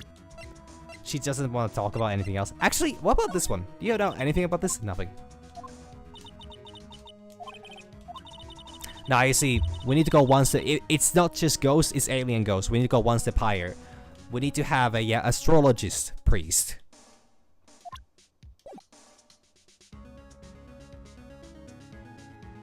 No, wait. Is it supposed to be astronom?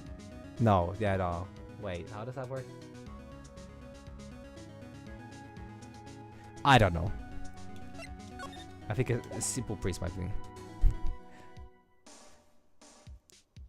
Yeah, that would work too. Can I not? Oh, of course I cannot leave.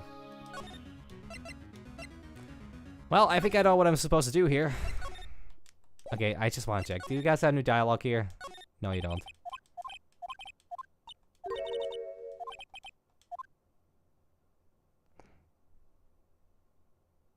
Oh, last I checked, War of the Worlds doesn't use copies, they just eat people. Well, which kind of also applies, but the... You know, the... No. No. Do not use that word. Do not say that word, because that's... I don't want to go into that rabbit hole. I mean, like, the aliens that kidnap people and replace them with copies. Those pod people.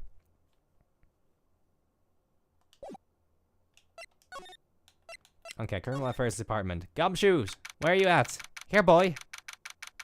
February 24, Police Station, Criminal Affairs Department. Oh, you're back. You're still here? I gotta make 150 copies of these files. Brewing coffee, coping files. I'm turning into a regular DJ. You're a DJ as well? If I'm not mistaken, I became his desk jockey. Oh, that DJ? Gotta admire your persistence, but my answer's still no. Huh? I'm not letting you in the chief's office, period. It'll be my neck on the line. That office is the last crime scene in the SL9 incident. I had to take a look in there. There's gotta be something we can do to make the detective change his mind. Like, for example... If you can't do it for us, or for Lana, or for getting a real criminal, you know, convicted, do it for Edgeworth. You know he's worth it, right? Huh? Huh?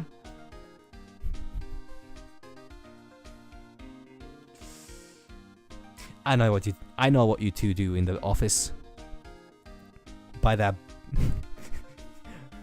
by a tall bookshelf.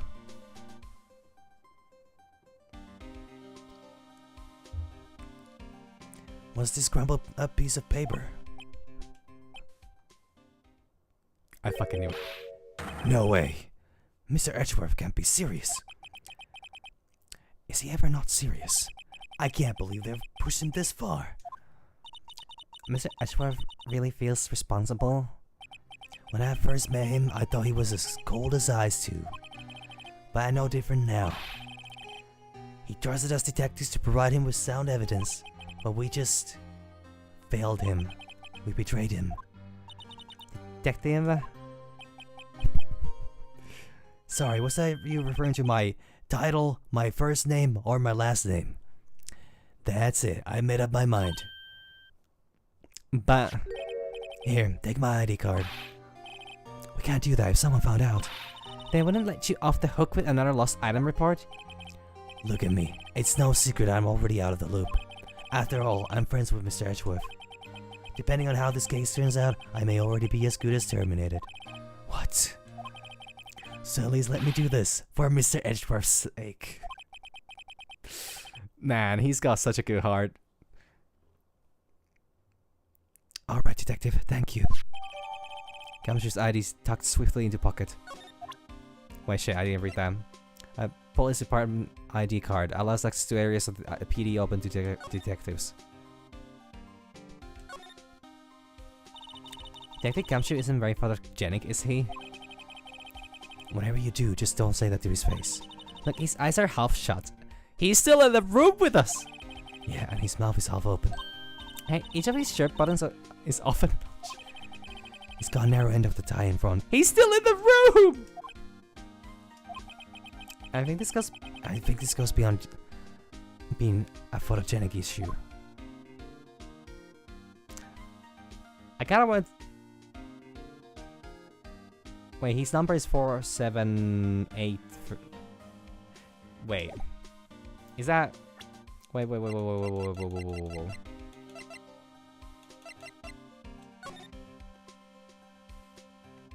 Okay. I'm pretty convinced he was never in that room that day. Well, we got way too many things riding on this.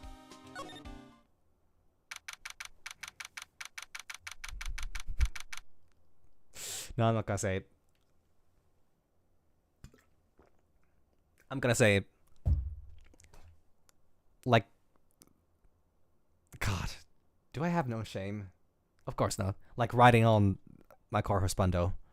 February 24th, Police Department Chief Office. Here goes, Mr. Wright. Click. Beep.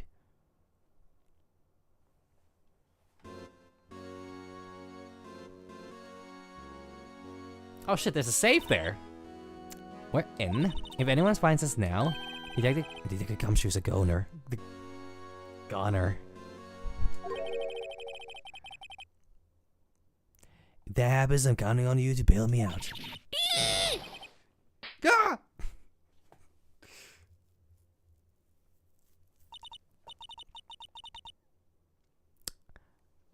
Sorry, I thought you were a ghost. I didn't know you could slap a ghost. Oh, Detective Gumshoe. What are you doing sneaking up on us like that? I wasn't sneaking. I was just worried something might go wrong. So I came to. If you're here, then what's the point in giving us your ID card? Gumshoe's ID crushed and rendered unusable in pocket. What the fuck? Hey, don't do that to my card.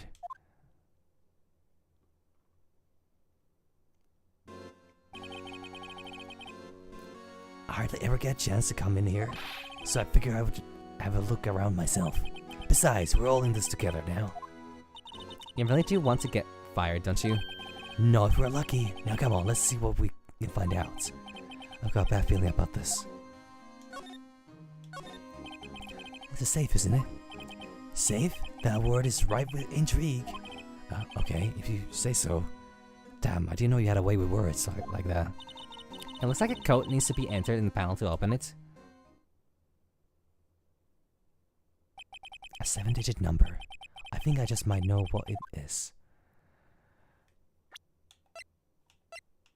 Oh yeah, this would make sense. This would make a lot of sense. Let me just check the list though. Yeah. Yeah. Yeah. Do you know what it is? I have a hunch. Oh, I know. I want to try my birth. You want to try my birth date? It's. I have a better idea. Here goes nothing. 7, 7, 7, 7, 7, 7, 7.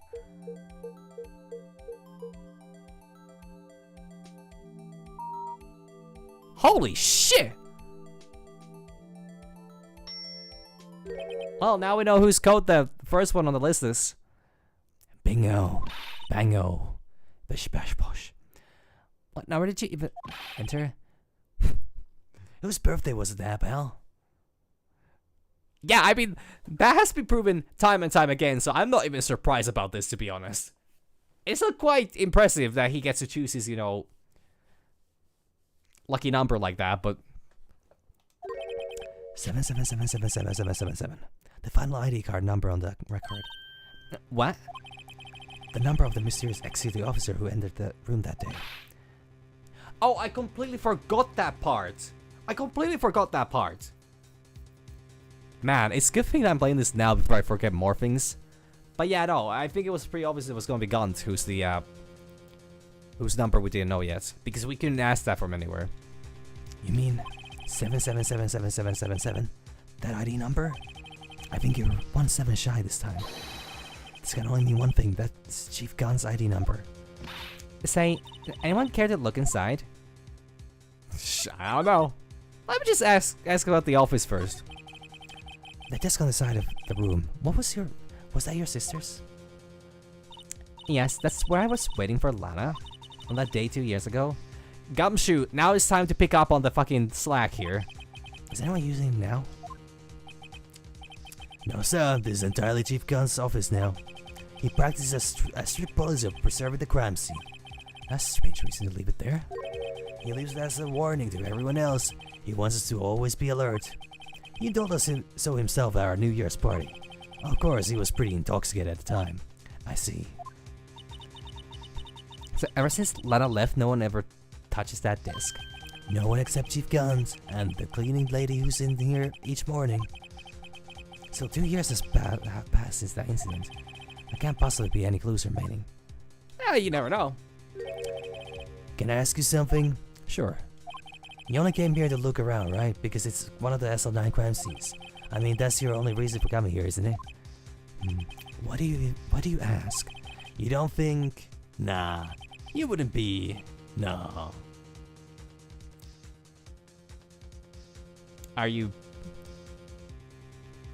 picking what I'm, you know, giving here? No, there's no way. Never mind. Don't worry about it. Okay. Now then, let's look around a bit more. Hey, hold on. Not so fast, buddy. Huh? What is it? When someone tells you don't worry about it, it's supposed to start bothering you, pal. You don't just let it go at that. Sorry, this guy's starting to get on my nerves.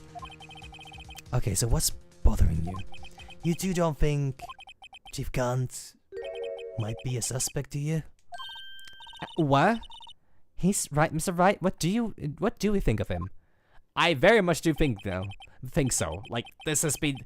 I'm surprised the game is this upfront about this. I thought this was gonna be another case where it's like, oh, we're gonna have a 3-hour-long trial, and then eventually the game lets me be like,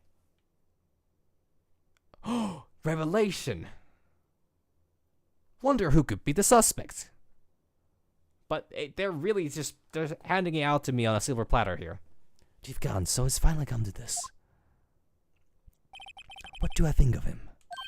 Perhaps it's best I don't divulge my feelings yet. Okay, never mind. There you go, ignoring me again. And then again, now this is making me sussy. Why would it do that? This game has never been easy on, well, me, or anything in regards to this. It's never been like, oh yeah, now there's a possible suspect here. What do you think of it? Gotta leave the safe for a moment. I have a couple things I want to explore here first. Wow, look at that size of Chief Gun's desk. Think of that when we were here earlier. Oh, it's you two. Chief Guns. He put that paper he was reading on his desk. I wonder what he was reading. This looks like a list of evidence. List of evidence? In most cases, the list runs twice as long as this, though. Hey, look at the case name, SL9, right? Huh? SL9 incident? I wonder what this is doing here. Hold on, detective. What did you just say? I said I wonder what... No, about evidence lists. Normally they're twice as long? That's right. I guess there wasn't a lot of evidence. Oh, such list of evidence? A list of evidence. It seems too short. Most lists run twice as long. What would the other half of the list be doing here? I knew it. The chief must be hiding something about that case. It would appear so. Evidence list added to the court record. List of evidence in the SL9 incident was ripped in half, so this part is all I've got. More? Oh, wow, look at the size of Chief Gun's desk. Put this inside the drawer. A list of evidence from the SL9 incident. Mr. Edgewater had the other half of that list. What would this list be doing here? We better look a little more into this list. Yeah, I should probably give that a little look-see. Whoa! What the fuck? Art.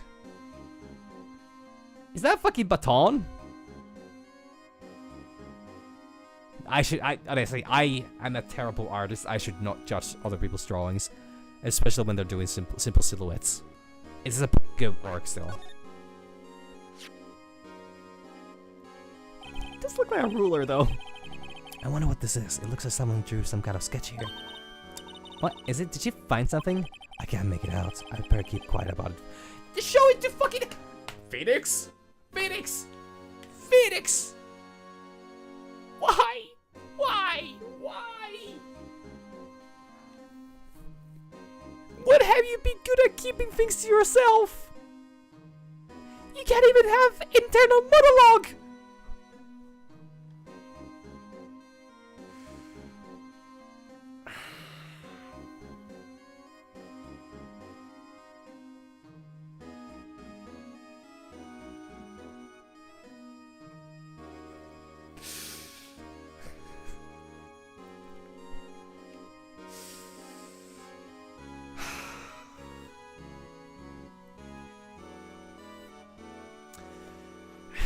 Phoenix Wright. First thing that comes to my mind when I think of them, this guy can get it. And by it, I mean a slap to the fucking face.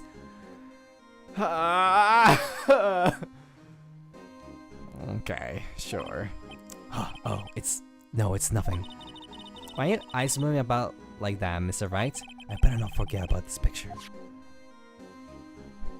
I can't believe this. I can't believe this.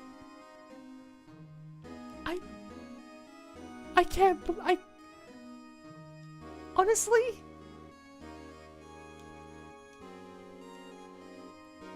This isn't the worst thing, but this is the most baffling thing. Like, we're all in this together, investigating this fucking room. And you're like, I should keep this to myself. I don't understand it. I don't want to seem stupid in front of these guys. In front of these guys. Now, okay, I understand. Teenagers are very scary. They will judge you. Still, man. Are you fucking kidding me? Statue. No, statue. Well, actually, armor. This is a real deal, isn't it? This armor and these weapons? Sure is, pal. The chief doesn't care for invitations. First the pipe organ, now this armor. Do you know how many taxpayer dollars must have gone into this room? What? You mean we're paying for this? That's it. I'm not paying 1 cent of my taxes. Off to jail with you the moment you turn 18, I guess. Once you start paying taxes. I don't actually know how that works in America. You don't have any taxes to pay. Shh. Be careful with what you say. Who knows? This chief may be hiding in this armor as we speak. I don't think it would fit in there. And if it did, he would never be able to get back out. Got it out. You guys don't know how scary that guy can be. Okay, anything unnecessary that we can look at? I cannot focus on the organ? Chief's organ sure is a sight to behold. Occasionally we hear him playing it from the criminal affairs department. He's playing a really suspicious tones and like, you know... You guys ever see the Phantom of the Opera? That kind of, you know, tunes. And then he cackles to himself as well. There was this one time he was talking about having blood on his hands. He was singing about having blood on his hands, but we didn't really want to think too much into that. He's just a really artsy guy, that guy. That's on the second floor, and this is the 15th floor of the entire... 15th? For an entire different building. When detective screws up, the chief calls them to this office and makes them listen to the organ for hours. I don't think that's legal. I think that's a form of torture, and I don't think that's legal. What's so bad about that? Music soothes the soul. And after that, detective can't hear anything for days except for the ringing in their ears. So it's an instrument of punishment, literally. But aren't the chief's ears affected? He never listens to anyone anyway. That's past the point.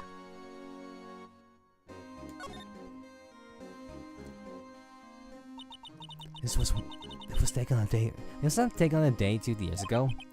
The day Joe Dark ran out of questioning room and tried to kill Emma. After receiving his award trophy, Mr. Marshall took a picture here.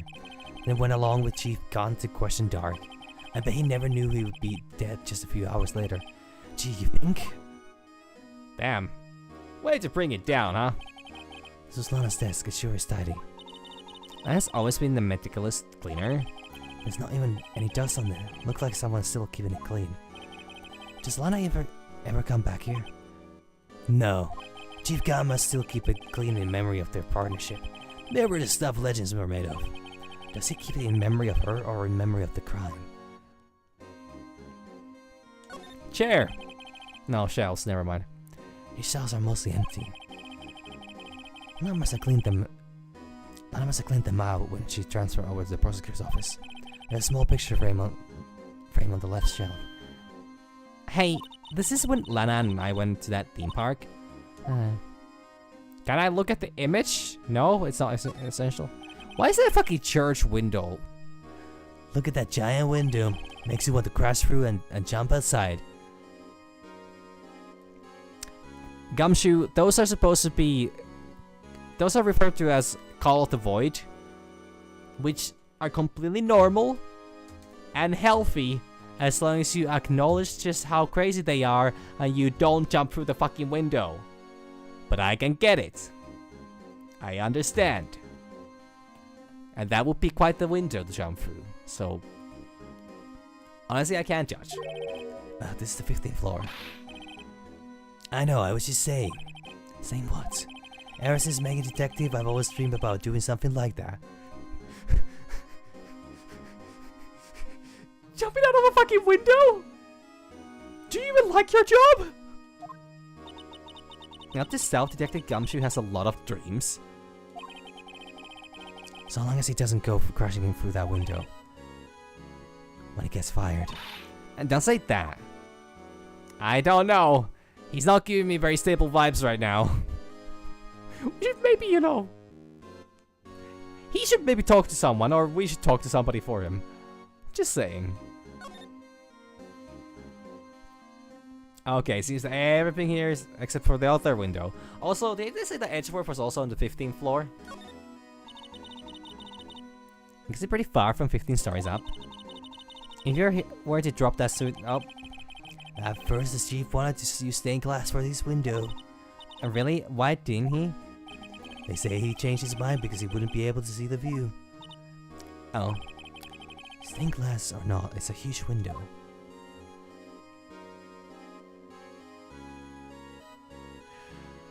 No fucking way.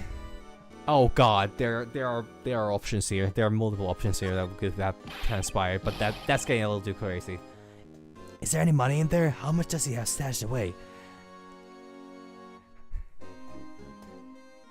Chill the fuck down, Maya. We're not stealing this. He would literally borrow you that 50 if you asked him. Well, not maybe after what we're doing right now, but... Like, it's a shard from a broken cup? This somehow looks familiar. Where have I seen this before? There's something else in here too. Phoenix! Phoenix! Okay. This makes me think of the fucking... I think it's from the movie Interstellar. I have not seen the movie, but I've heard it's great. But this makes me think of that one scene where there's that person in like the full on like an astronaut suit, or they're like banging at the door. They're looking through a window into a room, and they're like banging at it with their face, both their fists, and just trying to yell like, "No, stop it!" And whatever is transpiring in that room is like somehow bad. I don't know the context to it, so I'm not sure if I understand too much of it. But this game is giving me so much of that. She's like, Phoenix, no! The fucking jar! Oh my god. Oh wow, a handprint. What's this? It looks like a piece of leather cloth.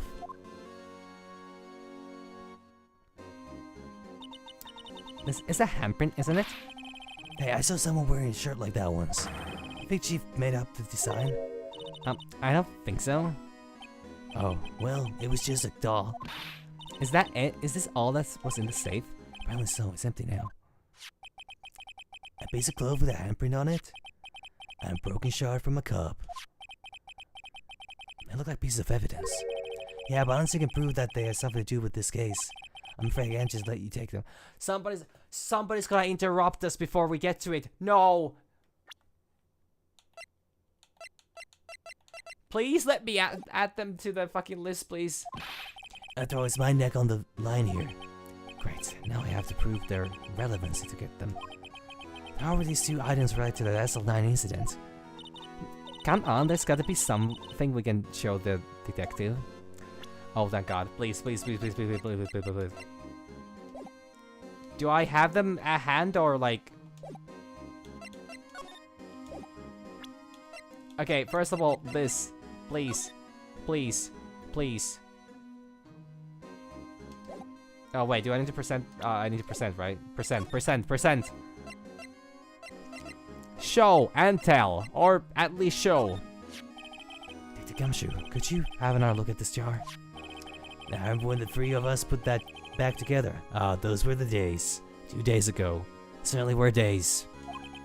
It's kind of early to be nostalgic. Hey, I mean... Whatever rocks his boat, honestly.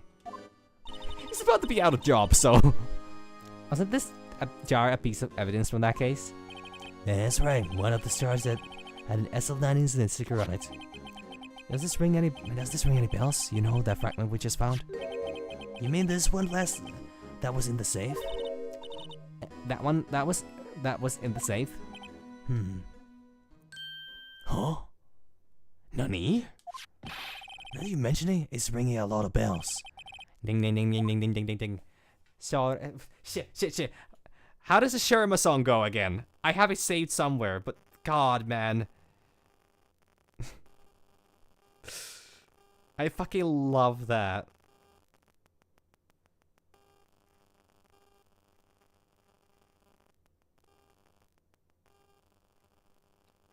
The, Faridu masima net. Doni puana vori net. Pina sami mani set. Dana fonsi urova. Fucking love it. Just love it. Every time I hear a bell ring, that's just the first thing that comes to mind. Assemble. Why not? Here, let me see that shard. I'll take a crack at this. Go ahead, pal. Show us what Rugi can do. Mr. Wright, here's some glue. If I can piece this together again, I'll prove Chief Gunn was not really hiding evidence. Here goes.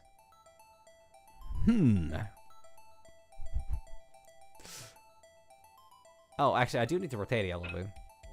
Well, that's enough. Wow. There, it fits like a charm.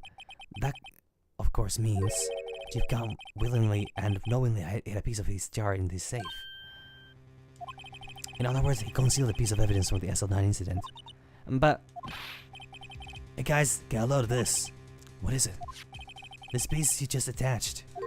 It's different from the others.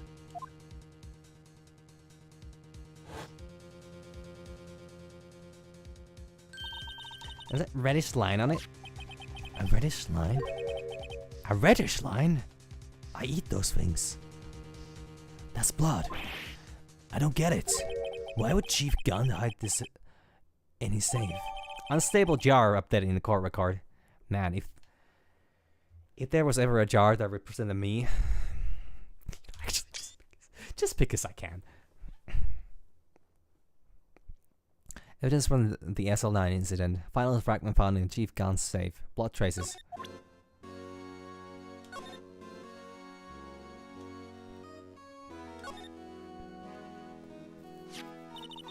Hey, look here. It's hard to make out, but there's a dark red stain here. Looks like blood. This piece that Chief has in is different though. The blood stains on those other pieces are just spots, but this one's a line. That's odd. Ooh.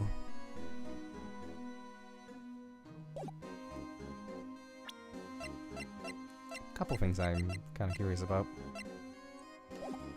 I sure will get to those eventually though.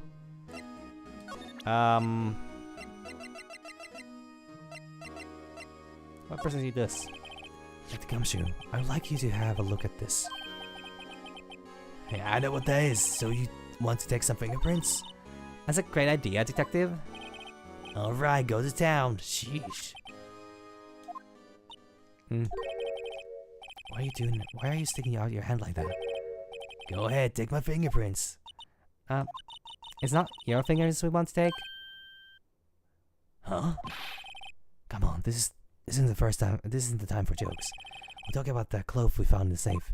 Oh, I knew that. The one with the handprint on it, right?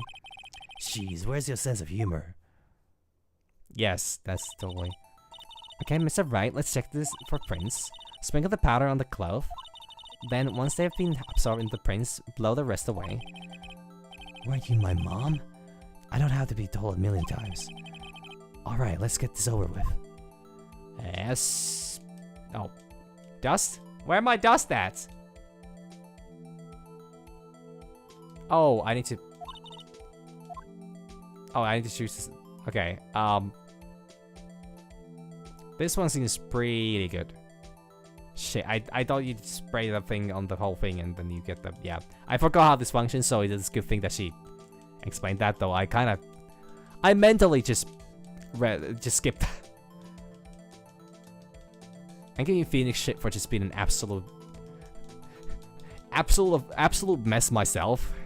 And one could argue I'm being very unfair, but also, Phoenix kind of deserves it at times. But so do I.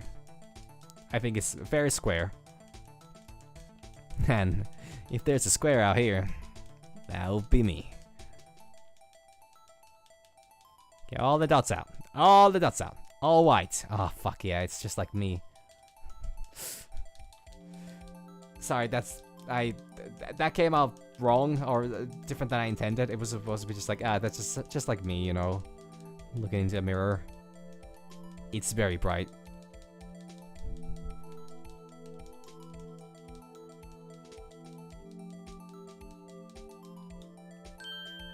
That works. No, actually, no guns, no fingerprints. No Miki's either. Yeah, I know. I did not mean to have that much excitement for being white. That's my bad. Not Goodman either, huh? Not Goodman either. Kind of similar. Not gumshoe either. Close.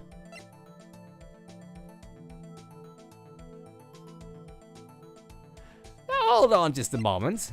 Hold on just a bit.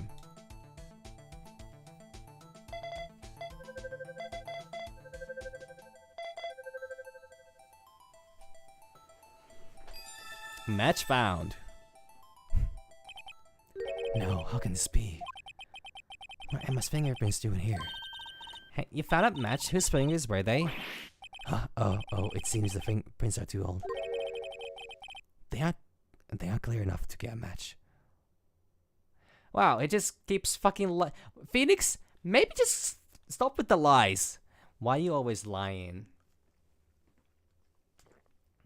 She's a big girl, she can take it. Well, you know, she's still relatively young, understandably, so, you know, you'll have a bit of a reservations, I understand, but, like, still, just stop with the fucking lies, man. That's too bad. Oh god, my voice actually fucking died. Holy shit. Just give me a moment.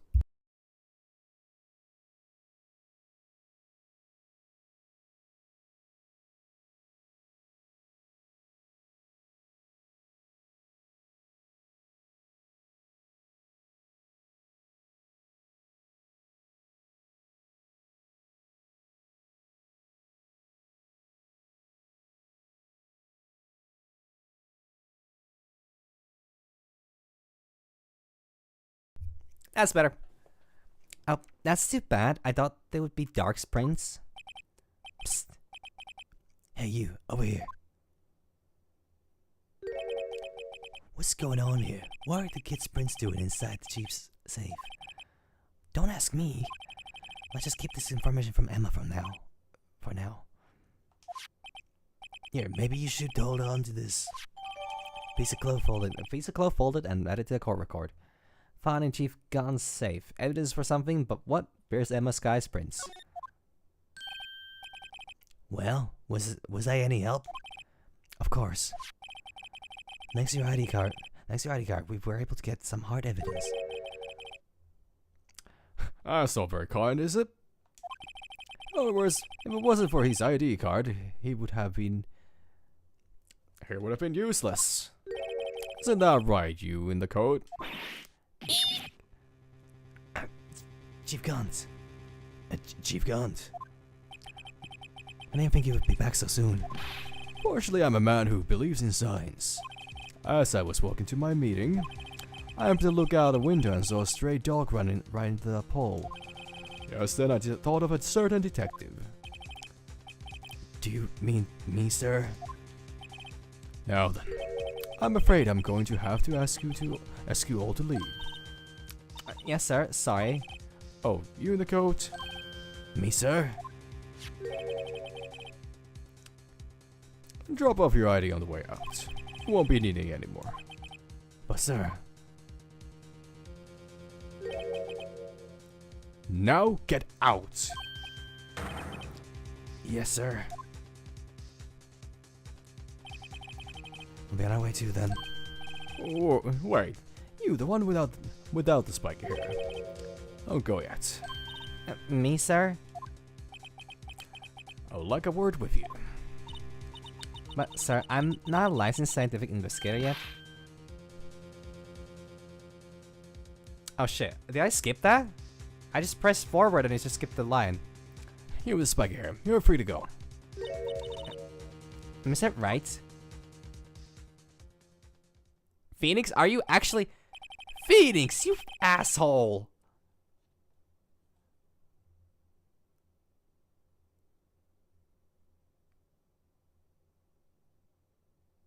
Can't believe this guy.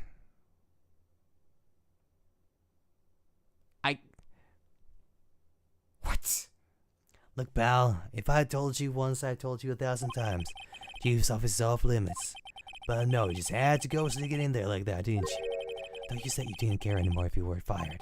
Yeah, but if I knew it'd be like this, never would have said it. Now that I've seen the evidence Chief Count was hiding in his office, I think I'm finally starting to get the picture. But why has she kept eerily silent about it all this time? Anyway, you listening to me? I'm gonna try to smooth things over with the chief again. Later, pal.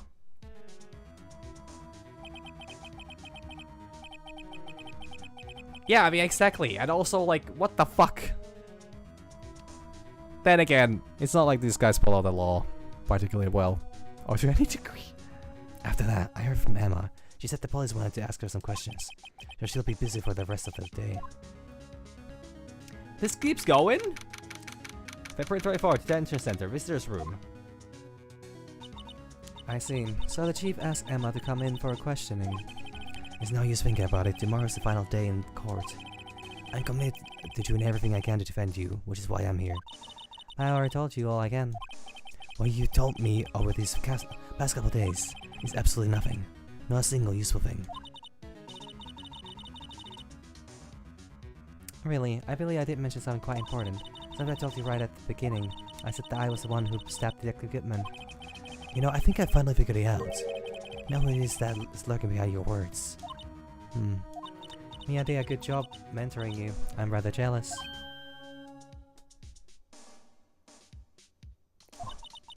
It seems Edgeworth was right. Edgeworth? Once you're convinced you know something, no one can persuade you otherwise. Thick-headed is the term he used, I believe. I would go as far as saying a brick wall of a fucking head, but, you know, subtlety was never really my strong suit, so I can understand him. Now's my chance to get her to tell me the rest of the story. Oh. Okay.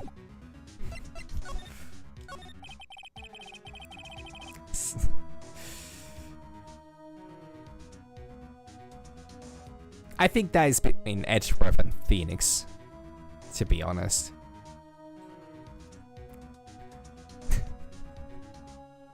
I mean, clearly it's not for his, you know, Edgeworth is definitely not interested in his mind.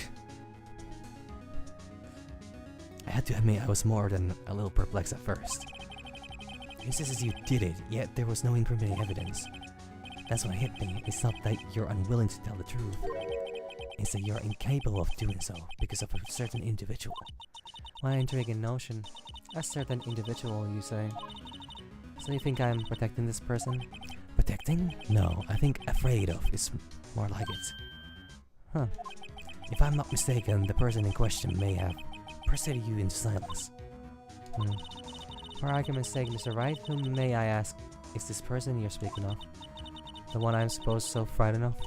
What is this person's name? I mean, there's not a whole lot of fucking options here, and the game even tells this to me, gives it to me straight.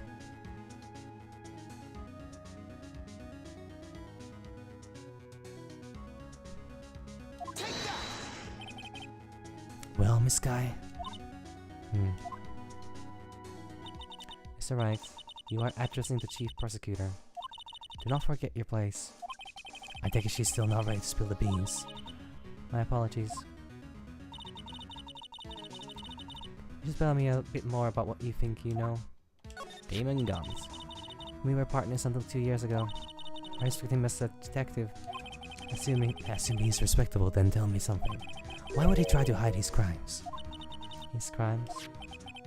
Both you and Edgeworth will be brought before a board of inquiry for what you did. Specifically, hiding and forging evidence. Of course, these are serious offenses. Why is it, though, that Chief Khan's name was never mentioned? Chief Khan? Edgeworth didn't know the truth behind the forgery. The only party who could have possibly tampered with the evidence was me. I accessed because I was second in command of that investigation. Yes, you, but also one other, Damon Guns. If you intend to accuse Chief Gant, you'll need more than just words. Show me the proof that Chief Gant falsified evidence on that case. No proof of Chief's wrongdoings? Here it is. That evidence proves someone is doing something wrong, all right? Why, it's not the Chief. Who would that be? Why you, of course. Me? Yes. You seriously believe what you're saying, don't you? Now that's scary. You seem to have a maintenance of a criminal in you, and what you, with all your fallacious accusations, can't spend tonight in the cell next to mine. If you ask me, you're the scary one. Oh, so that went wrong?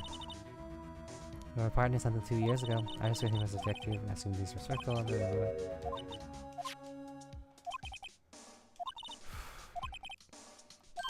I mean, okay, the vase is more likely, but I was like, you know, the things we found from his safe. Apparently, that was too long of a stretch.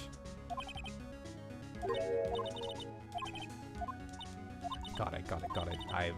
I was going for way too simple of an approach here.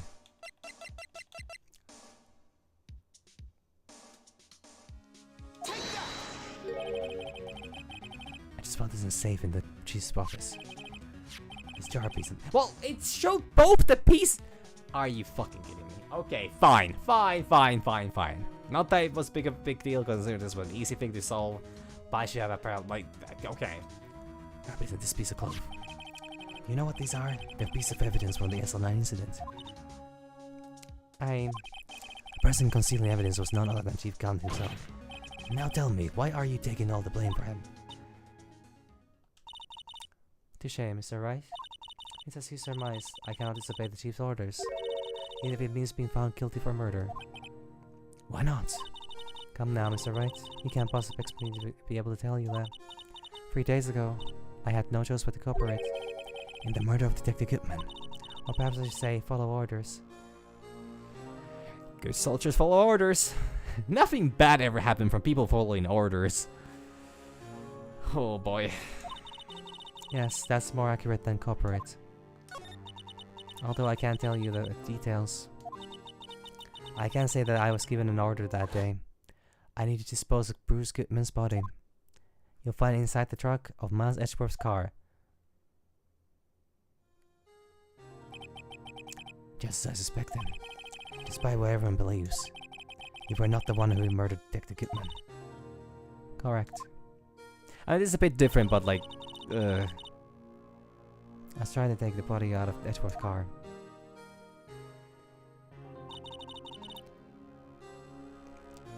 The trunk's lock was broken. I discovered that murder weapon was while inspecting the body. The murder weapon? You mean Edgeworth's knife? No. When I found the body, this was the knife stuck in it. The knife from the SL9 incident, serial killer Joe Dark's knife. I can just leave that knife in him. So I took it out and stabbed him with another knife. That would be Edgeworth's knife? That's right. Even though he was already dead, my hands were shaking at the thought of stabbing him. That's why I ended up cutting in my hand. And that's the reason for the bandage on your right hand? Yes, it seems I got blood on the victim's shoes as well. And then... That, by the way, is a Star Wars reference. But also I can understand why in this current climate it's maybe not the best thing to say that out loud. Though I would still say that criticism of certain actions is always, you know, valid. Suppressing that is not gonna lead to anything good either. You saw me just as I plunged the knife in. Miss Star, huh?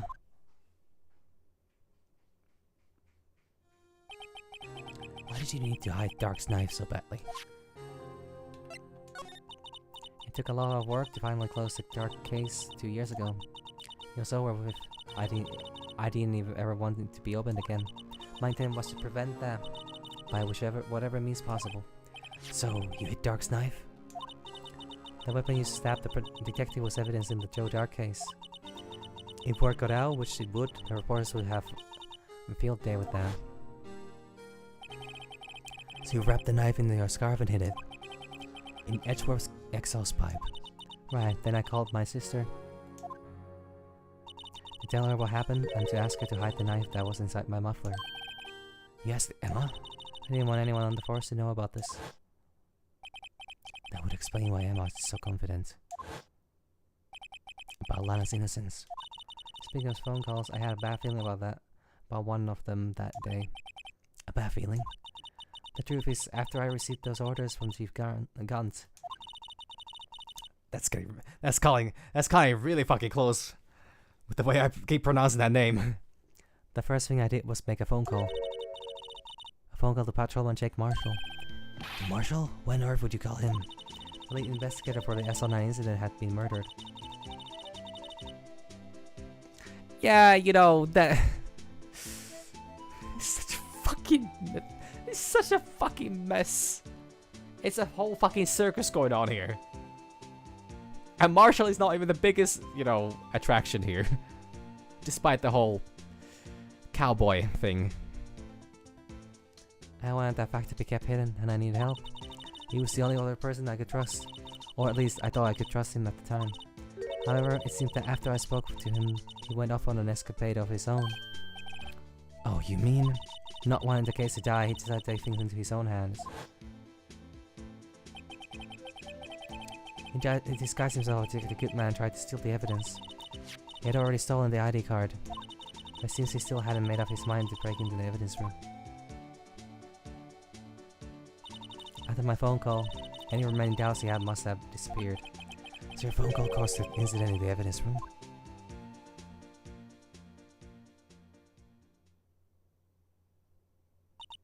I'm afraid that's all I can tell you. Milana. You earned my respect, Mr. Wright, both as defense attorney and an investigator.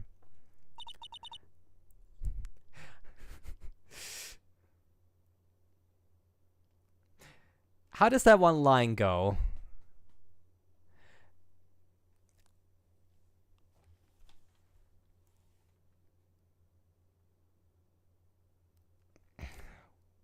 Focus, focus.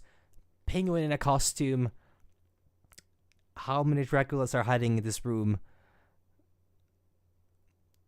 Marlon Brando was attractive in his prime. I would make an awesome cop if I could stop committing crime. That's how that goes. Don't mind me, just saying random things. Don't pursue this any further in court tomorrow. Tomorrow's trial? There's only one way to drive off Lana's demons. I got to get to the bottom of everything. The Goodman's real murderer.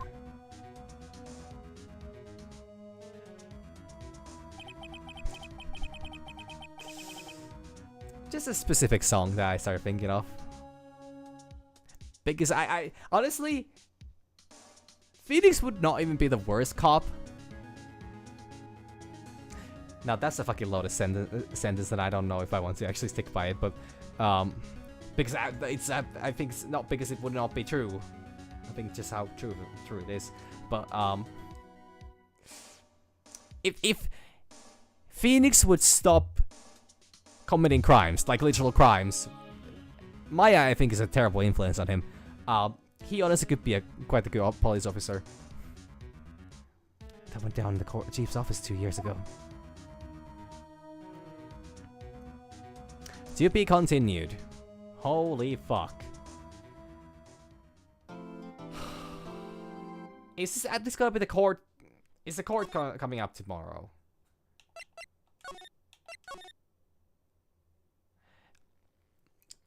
Final day trial former. Holy shit. Finally. I mean, this took me full 2 hours. Good God. Now the question is, do I start this now or do I leave this for Monday? Oh, God.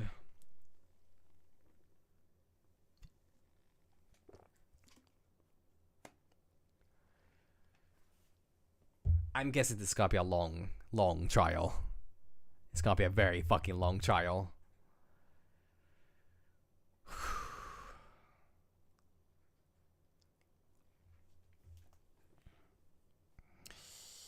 May I be streaming now for 4 hours total, I think. No, I did say that. And honestly, the last trial wasn't even that long. Do I have it in me?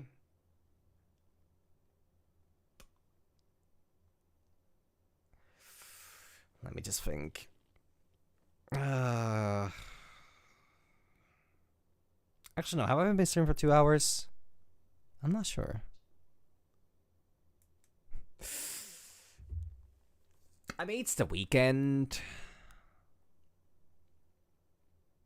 I could do it. I'd win. I'd win. Yeah, I mean, we know who's the murderer is. At least one of the murders, at least. February 25th, 9:47 a.m. District Court, defendant lobby number 2. The defendant lobby, alright, but there's no defendant. Yeah, why wouldn't I? Like, how long can it be, honestly?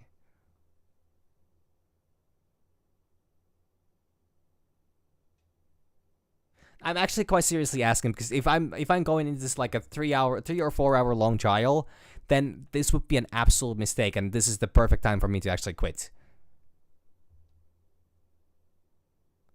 Like, surely it's not like a 4 hour long trial, right?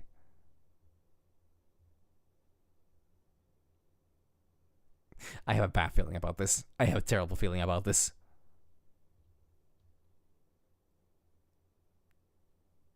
Can I just get confirmation this is not like 5 hours long? Or 4? Though if I don't get confirmation, that makes me scared. Because, now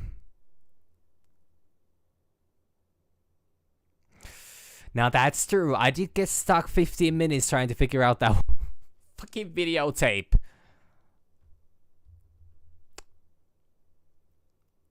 But then again, last trial took me 2 hours, which wouldn't be the worst thing. It's still kind of late. I'm actually maybe... Damn.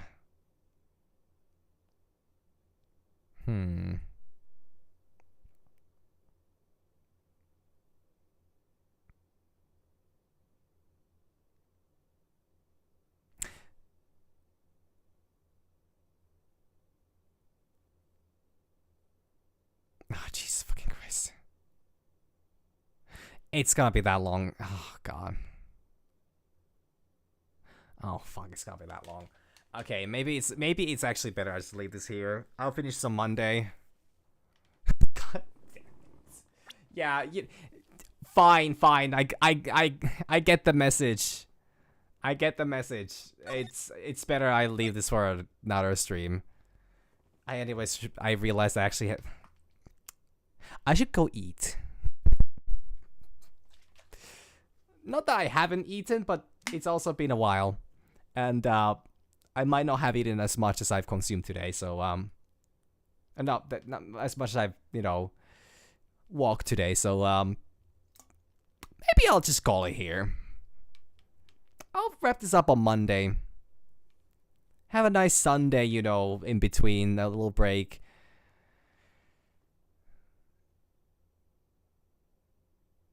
And, yeah. I think I'm gonna... Maybe.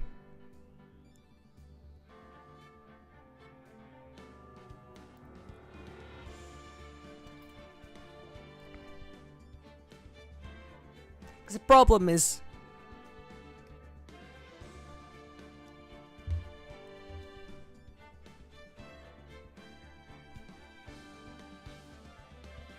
The problem is, I ended up yapping.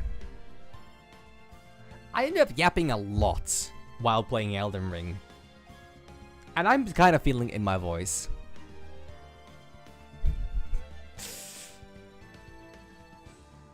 I mean, honestly, I don't know how I have not, achieved such, reputation yet. As in, like, there never been a reason to, even imply that kind of things yet, but like, yeah.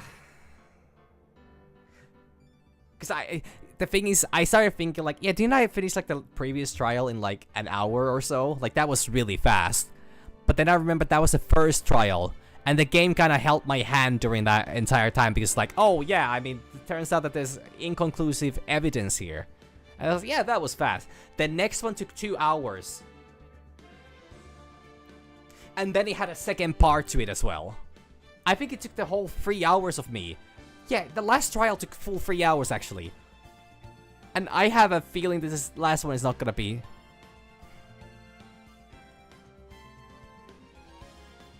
Like, I have a feeling this last one is not gonna be any shorter. Most likely even longer.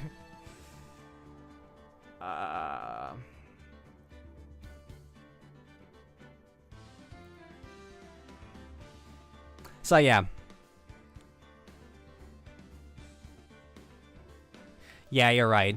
This one actually took me about a yeah. This last day investigation, or the last investigation session took me 2.5 hours, I think. Yeah, exactly. Yeah. So it's yeah. I'm gonna say that this is not. Also, this does make it. Oh, Jesus Christ. Man, they really went all in on this, you know, on this episode 5. I gotta respect that. Especially knowing that this supposedly was a DLC thing. Hell, I've been playing this game. I've been playing this trial. I have already 40 hours in this game? Holy shit. 5 days ago since I cleared out Turnabout Goodbyes. Yeah, this one case has taken me half the time I played this game. Holy fuck. Oh my god. Holy shit. And it's still not even over. Oh my god.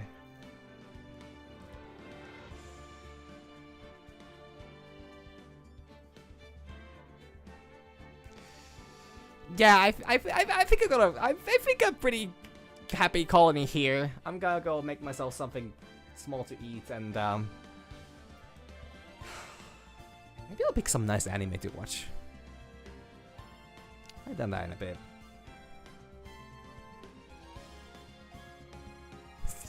No, that's not going. That's not going. But honestly, I don't think it matters much. We'll have, like, honestly, Call the Lamb is really not the kind of game where I should worry about, you know, playing on release.